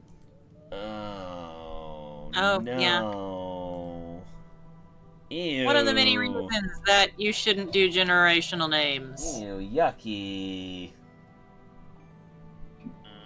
Okay, that's now I'm sad. Well, you're not a junior. I know, Tyler. but I'm just thinking. I'm I'm empathetic, and I'm feeling bad for people who are juniors. I'm sorry that I'm an empath. Yeah, I knew somebody who was the third of their namesake, so if that doesn't do anything. Ooh. Great grandmother out there, like. Well, now I got some shit to talk against my buddy that's a junior now. Oh, good. You've done it. Fucking congratulations, Isaac. You've bullied by proxy. The true older brother move. If older brothers can't bully his younger brother's friends, what's the fucking point? It's true. God.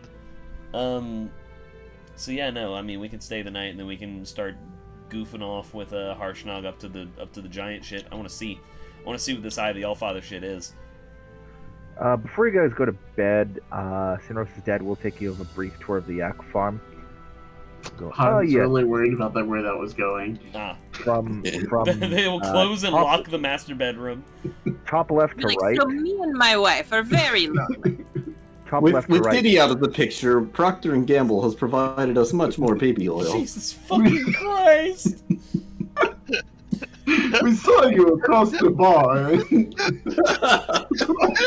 My favorite thing to come out of that is somebody who was just like, to put in perspective how much 1,000 bottles of baby oil is, I've had 9 kids, and over those 9, I have almost used 3 bottles of baby oil. That's not for moisturization. I don't think Arethyr can be the unicorn for Sinros' parents. That's a step apart. I think he's like Arethyr would be a comically like flamboyant slut character or bard if he wasn't like very sad about a breakup recently. So that's okay. That's what Tig was for. We come back later, and it's just like a visibly disheveled Cinderosa's parents and this weird ass celestial satyr just smoking like a blunt on the porch. It's like, hey, what's up? Oh god. Don't mind me. Just on my way out. Stonewall Yaxon is pretty. Is this you, Brandon, or is this? This is me. So okay. Wow, he's learning. I'll do 4 of these. Isaac can do 3 of them, but he'll start introducing them from left to right, up to down. We got Captain Yak Sparrow, Yak Street Boy, Count Yakula, Stonewall Yaxon. Yak Street Boy is actually incredible. So the female yak that gets the most action is obviously Yaki Kennedy. Oh my god! And they build tunnels for her. God, what was it? Who was it? It was Ronald Reagan's wife that was like known as like the BJ. Oh yeah, no, Queen Nancy Reagan, the throat goat. Yeah.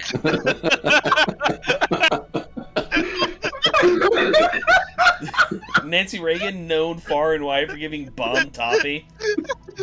A lot of stars at the time would talk about how Ronald Reagan would apparently like just loan out his wife for a BJ. Just outstanding brain.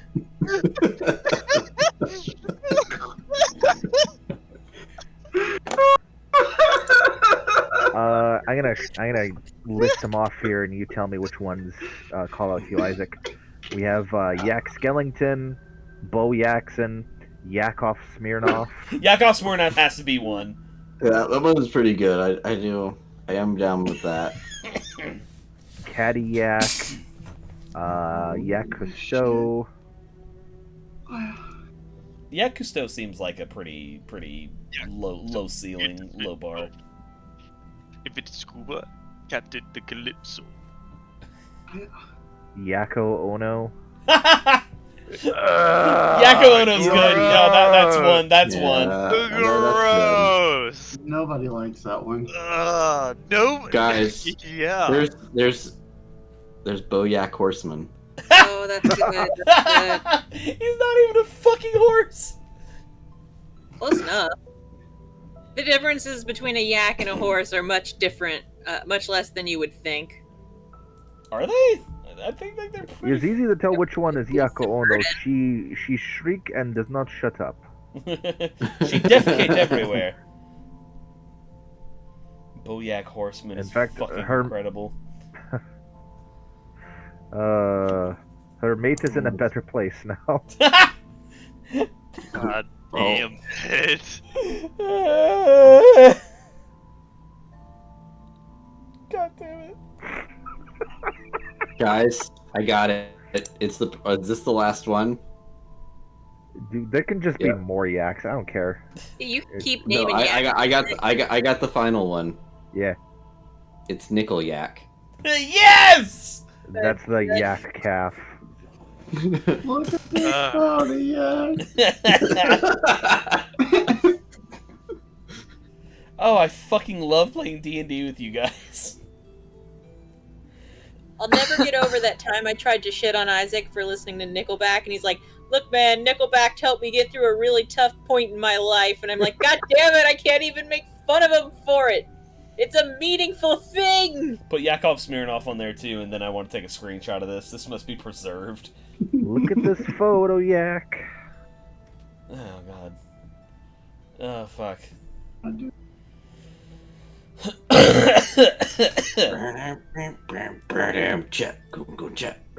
we go. I'm driving back in Yak. God damn it. Fuck off. Yeah. The sack. In northern Faerun, yak farms you. Yes, as Cinderosa's parents have demonstrated. Oh.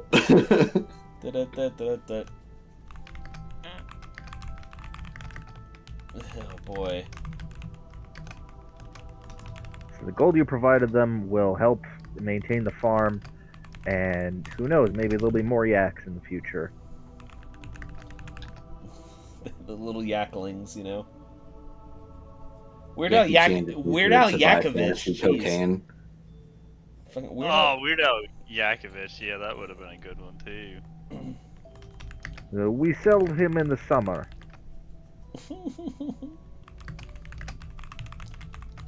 There we go. There's literally just Yakko, like the Animaniacs. Oh boy. Well, you have a lovely family, Cinerus. I'm sorry that it had to be meeting them had to be, you know, preceded with a minor heart attack. Well, yes, I'm not going to say that it hasn't been a concern of mine for some time. I mean, letters aren't always the most timely of things, Right. but this was good for me. I not only know that they are safe, but I know that 10 years of anxiety was for naught. Well, there you go. Hey, and look, whenever we're done, we can swing on back, and if there's anything else you want to say or leave with them, then you'll have another opportunity. That said, your son/detective instincts do absolutely 100% know that unless something was like seriously super direly wrong, like imminent life danger, they'd be hiding it from you anyway because they wouldn't want you to worry. As parents do. So if there is anything wrong, you don't know about it because they're parents. Yep. I mean, that's fair. I mean, but like the farm is standing. The farm is standing and no sign of like visible damage. So like that's yeah. If anything, they seem to be a little bit better off because they have a helper right now. Yeah, that is a good point. I mean, man, and once we figure out, there's such a very a big difference between like Arethyr's family's safe in Waterdeep, Mango's like guild/families over there in Neverwinter on the coast, and then there's a giant red arrow pointing towards Cinerus's family up in the mountains. Yes, that may have been another subtle hint that you know, there isn't a clock, but there is a clock on some of these things. Word. Now we just have to figure out what Brock's family is up to, and then we ran the whole gambit. We're in the mountains somewhere, worried about dragons. Over there about. Oh, that's true. He's in the Sword Mountains. He lives around where Ashling did. It's a very reasonable fear of dragons, even though Ashling's dragon was very chill. About dragons and giants, just like the rest of the world, we just don't like the dragons on a personal level. Giants and dragons, oh my. They fly in the sky, but they're bigger than us, so we feel inferior. Yeah. Alright, Harshnag, we're following Sometimes you. they're a little sexy.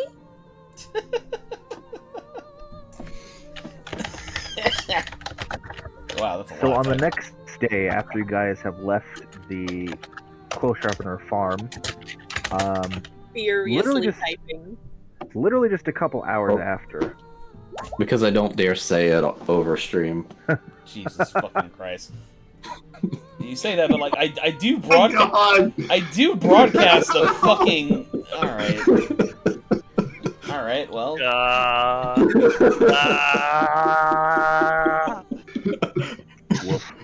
I don't know if you're allowed to say that, Isaac. I can't swap the feed over to the fucking Roll20 anymore for the rest of the stream. Let me just. Yeah, thank you, Josh. I'll make this. We'll get it out of here. Don't worry. Go ahead and bump that off of the fucking thing. Pump up the jam. Pump it up. No, that's gotta make it. That's gotta make it. Oh yeah, there we go. All right, we're good. No, a little more. I'm still gonna come more. Oh shit! All right, we're good. Brandon? That one you can say. Let's go. Oh my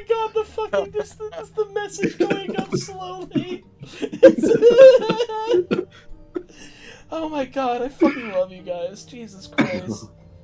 Oh. All right, let's go. Let's follow Harshnag. Josh, how I canceled online. Let's follow Harshnag to the plot. She harsh on my nog till I plot. Jesus. Golly. Yeah, guys. Careful. Hey, watch what you say. You're gonna get us demonetized. Oh yeah, the money we get. I hope no brands are showing on this video. My brand. That being said, I will sell out to almost anyone.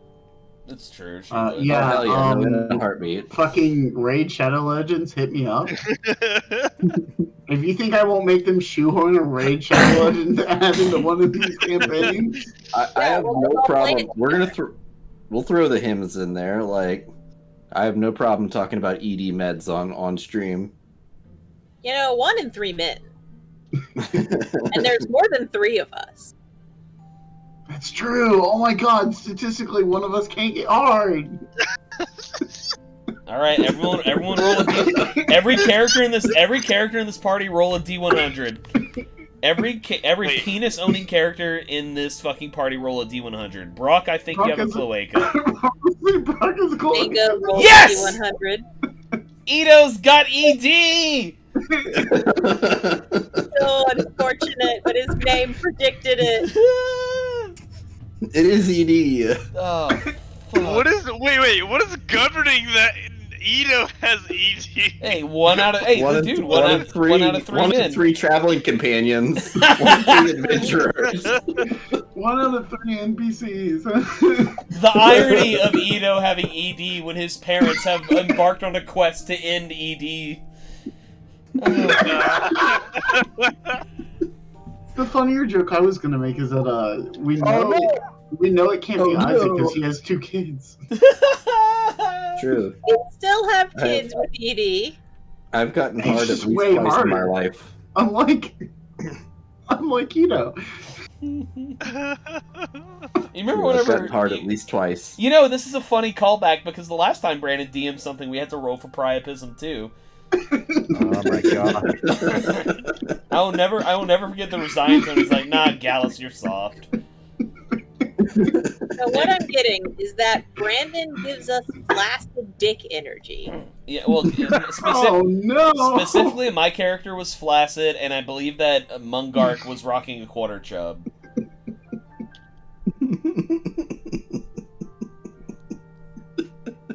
Let's not forget, the streets were paved with bone. Yeah, that Yeah, is dude. where we fucking got that. Oh, Holy shit! time is dude. a flat circle. Fuck. So, a couple hours east of the Quill Sharpener family farm, there is a pass in the mountains that leads further north, and Harshnag will guide you through that pass. The walls of the Spine of the World mountain seem to close in as they loom overhead, and you guys are pretty rapidly climbing in altitude. He'll take you through some winding passages that lead north and east and then sharply back west again until there is a house. No. There is a temple that has granite doors, large granite double doors, perhaps giant-sized granite doors, one might say. Holy shit! The exterior wall is like 60 feet high and built directly into the mountain. Well, points for style. Well, this is it. Harshnag.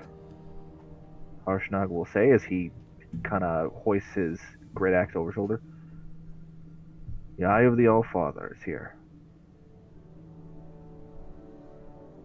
Well, I mean, you're the one who brought us here. By all means, take the lead. Well, he'll walk up some carved stone steps that, for him it's an easy step. For the rest of you, it's a big step. Mango is on her broom, doesn't give a shit. Ito has to jump. Brock has wings. He'll pick up Sinros. Can jump high as fuck, actually. Because I could also just cast jump. So it's true. What with no effort, Harshnag will stride up the stairs, and he will begin pushing open the double doors leading into the temple. And we'll leave it there for tonight. Oh. Nice. So, he does not climb well. All of us very easily ascend the stairs to turn around and watch Arithius struggle. Look! He only works out the vanity muscles, but he doesn't do any cardio. Look, everything about what I do is... just give me a second. It's all about the flair and the dramatics, alright? I don't... He's like, I've lived at sea level for so long. I'm much more about grace and precision. Brute force is not my thing.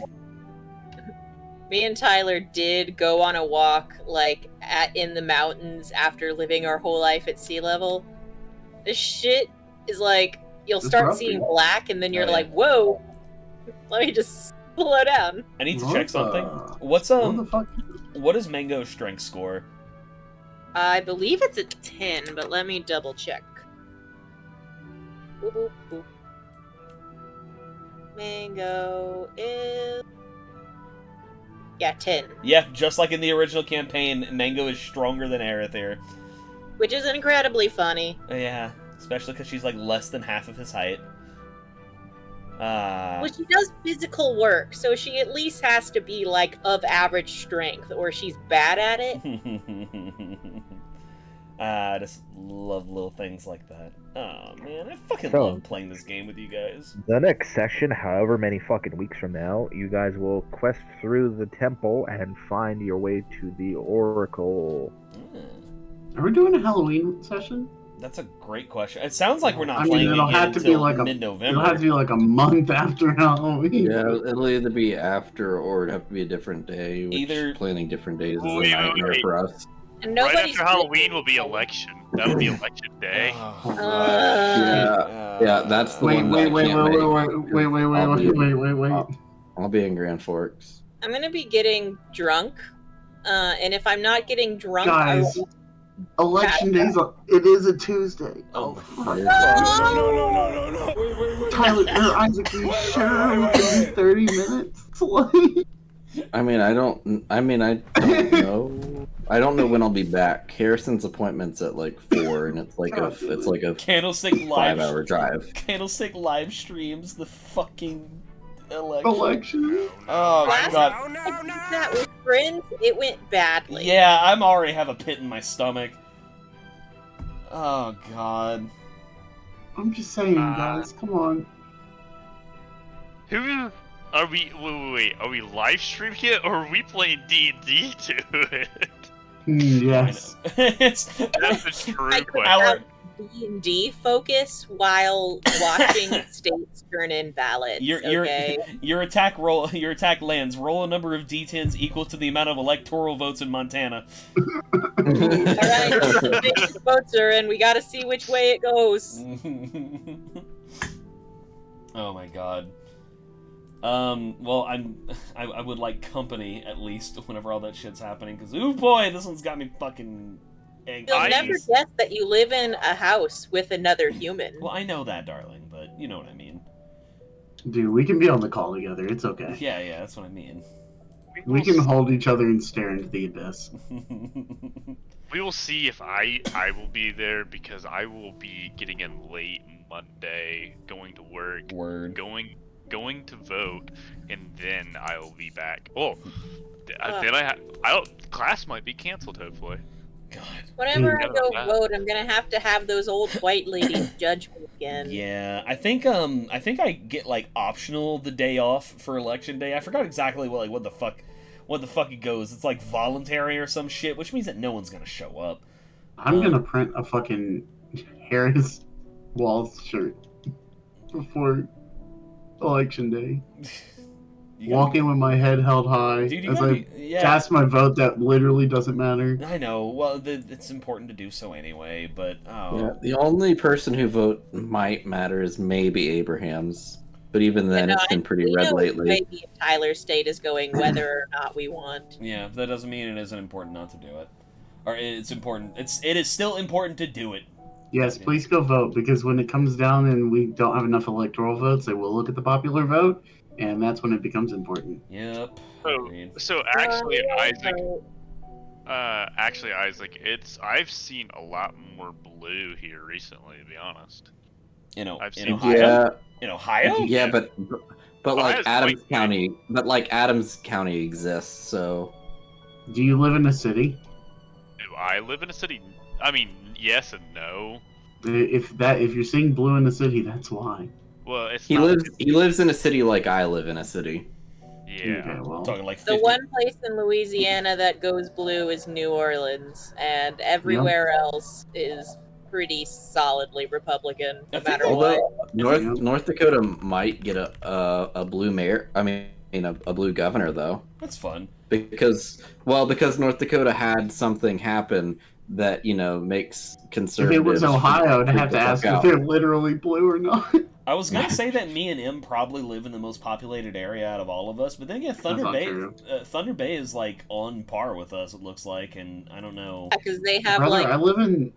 Oh, I don't want to dox myself, but I live in like a major city in my state. Do you? Okay. Oh yeah, I forgot that you're. I forget that you're not in like. That's a little bit bigger than his old city, which was about the size of our city. Also, we're not that big here. It's like 110. Yeah, that's what I'm saying. We have like 100. We have like 100,000. I live in the fourth largest city in my state. But that doesn't mean anything in North Dakota. The state population is probably less than Josh's city population, but I looked up the population of cities in North Dakota, and like most of the cities in North Dakota would not qualify as cities in other states. We have like 60,000 more people than you. Okay. Yeah. Oh, okay. Yeah, Isaac, you don't even come close. Yeah, no, we more than double your population. Yeah, no, it's there are major cities that have more people than the entirety of my state. Yep. I don't know what city specifically Isaac's in, but I do. 20K. I got 20K. I was gonna say I do gap all of you, so. Just a bit. Yeah, we're at what 40? We're at like 43 or something like that. Oh my god! My county actually, outside of the city, major city that I live in, hyper gaps all of you at 246,000 people. Wait, so we have 130, I think. Let me look at the parish population. 247,000. Yep. Yeah, but that's a parish. Isaac, I didn't realize you were double down here. Yep. Dang on. That's a tiny ass little town you got. But hey, if you're seeing blue in a town of 20,000, that's probably a decent sign. It's all this is also across the state, like, cause I work it's across the state. Yeah. It's all the fucking labor people who don't want to get screwed by another Republican. Have finally figured out that hey, maybe like voting for Republicans is a bad idea. Well, Union has always they've always been blue. It's just there's been you say that they should be blue. Okay. Electrical Union. My union has always been blue. Yeah, because there's a lot of actually quite conservative unions. Well, all of Biden's actual policies have really affected us quite a bit because all of the green energy stuff, he has written it into a way that we get all the contracts for it, so we get all the work for all the green energy. Oh, that's sick. Yep. Yeah. Oh my God. Yeah, dude. There's work, work for quite a while, as long as we. Especially since it doesn't really function right now, so you get to do all the upkeep until it actually does function as well. So. Yeah, no, it was a very sick deal for the power industry. People were like, "Oh, it screwed us." No, it really did not. But yeah, so the way that North Dakota may get a blue governor is because the conservative candidate is from the city and has a bunch of money, whereas the liberal candidate is like good old boy, like lives out in the middle. He actually is from the town that I'm postmaster in. That's what you have to do to fucking win blue in those fucking kinds of places. So yeah, it's just people like, what do I do? Do I vote conservative or do I vote like good old boy system that governs the entire state and everything else? Yup. Dude, that's like literally... vote for a person that actually has my best interests at heart. Oh God. No, they don't care about that. No, fuck that. What could the choice be? Oh God. Oh, I'm going to bed. Nighty night, folks. Bye bye. Yeah, I think I'm out of here too. I have to go back to my second job, playing Final Fantasy 16. Let's fucking go. I've got to beat that game by Friday because Metaphor comes out. Oh yeah, you're gonna have to tell me how that goes because I'm not gonna be getting it immediately. I will tell you. I have not looked at anything for the game, like from the actual game itself, other than for people to say it is basically new Persona and that it is a better RPG than any of the Persona games so far. Jeez. Like, better than 3 through 5. They're like, it is, the character cast is better, the plot is better, the way that the turn-based combat functions is better. Literally all I've heard is that this is like the second coming of Persona. Jeez. So, I am very hyped. It currently has a 94 on Metacritic, which is unheard of for fucking JRPGs, dude. I don't know, like... I'll catch you guys later. Good night, buddy. But, yeah, it's just obscene, apparently, how good that game is reviewing. I'm into it. So... yeah, no, I'm very excited. But we shall see, I guess. Yeah, I don't know. I'm definitely not gonna get it on release, but like it's something I am interested in playing eventually. It's just my backlog is so fucking terrible right now, man. Like and we also have I just feel like Dragon Ball comes out Friday too. God, that does come out. I barely have time to fucking play shit. It feels. Yeah. So I just like this is fucking, it's annoying, but, you know, I'm getting through shit slowly and surely. Hi, Haru. Are you hyper? I didn't even see her the whole time we were... She usually comes and chills with me whenever it's time to go for D&D. Yeah, no, she was, I'm in, like, the last area of Final Fantasy 16, except I also have to do the DLC that I've never played before. Yeah, I heard that's actually pretty cool. Yeah, and I've heard the DLC's good, but I haven't ever done it before. So I will end up going slower through that, and then Friday I'm going to Hattiesburg for a Magic tournament, and then which means I won't get to play on Friday or Saturday, which means that Sunday will probably be the first day I actually get to play. It's a lot, dude. And then I'm starting a pretty major project next week, so I don't know. I don't know how much I'll actually get to play, but. Well, I hope you get to finish it off before, you know, everything. Yeah, we'll see. I don't know what the fuck I'm gonna do. I started playing Dragon Age Origins again. I never finished that fucking playthrough of Wrath of the Righteous. I'm doing Rogue Trader right now, and that's great. And I want to keep up on 14. Like, I'm very close to being, like, perfect on my tomestones throughout this whole expansion so far. Dude, I fell off on tomestones, let me tell you. Word. That's what I did during Endwalker. I think I'm gonna pop back in real hard when they do the new Moogle Tome event so I can get those donut earrings. I think it's just the one donut earring, but still, yeah, it's got like, dude, it's glazed. It's got like a little star on it. They won't give me a waffle. They won't give me a fat cat, but this is close. This is the most Legamiago I've seen. A sweet food that you can eat at breakfast. Pretty close. At Legamiago's International House of Pancakes, I imagine that the donuts are on the menu. They have to be. I can't believe Legamiago's International House of Pancakes. It's not Waffle House? Call it House of Pancakes because there's a fight club in it. It is just the Waffle House, yeah, though. The Waffle House is the Waffle House is the main floor. The International House of Pancakes is the bottom floor, and it's just her personal residence up top. Oh, that's pretty good. It's pretty good. Alrighty. I guess we're gonna go to. I want to eat like a snack or something before I go to bed. I'll see you later. Good night, buddy. Bye.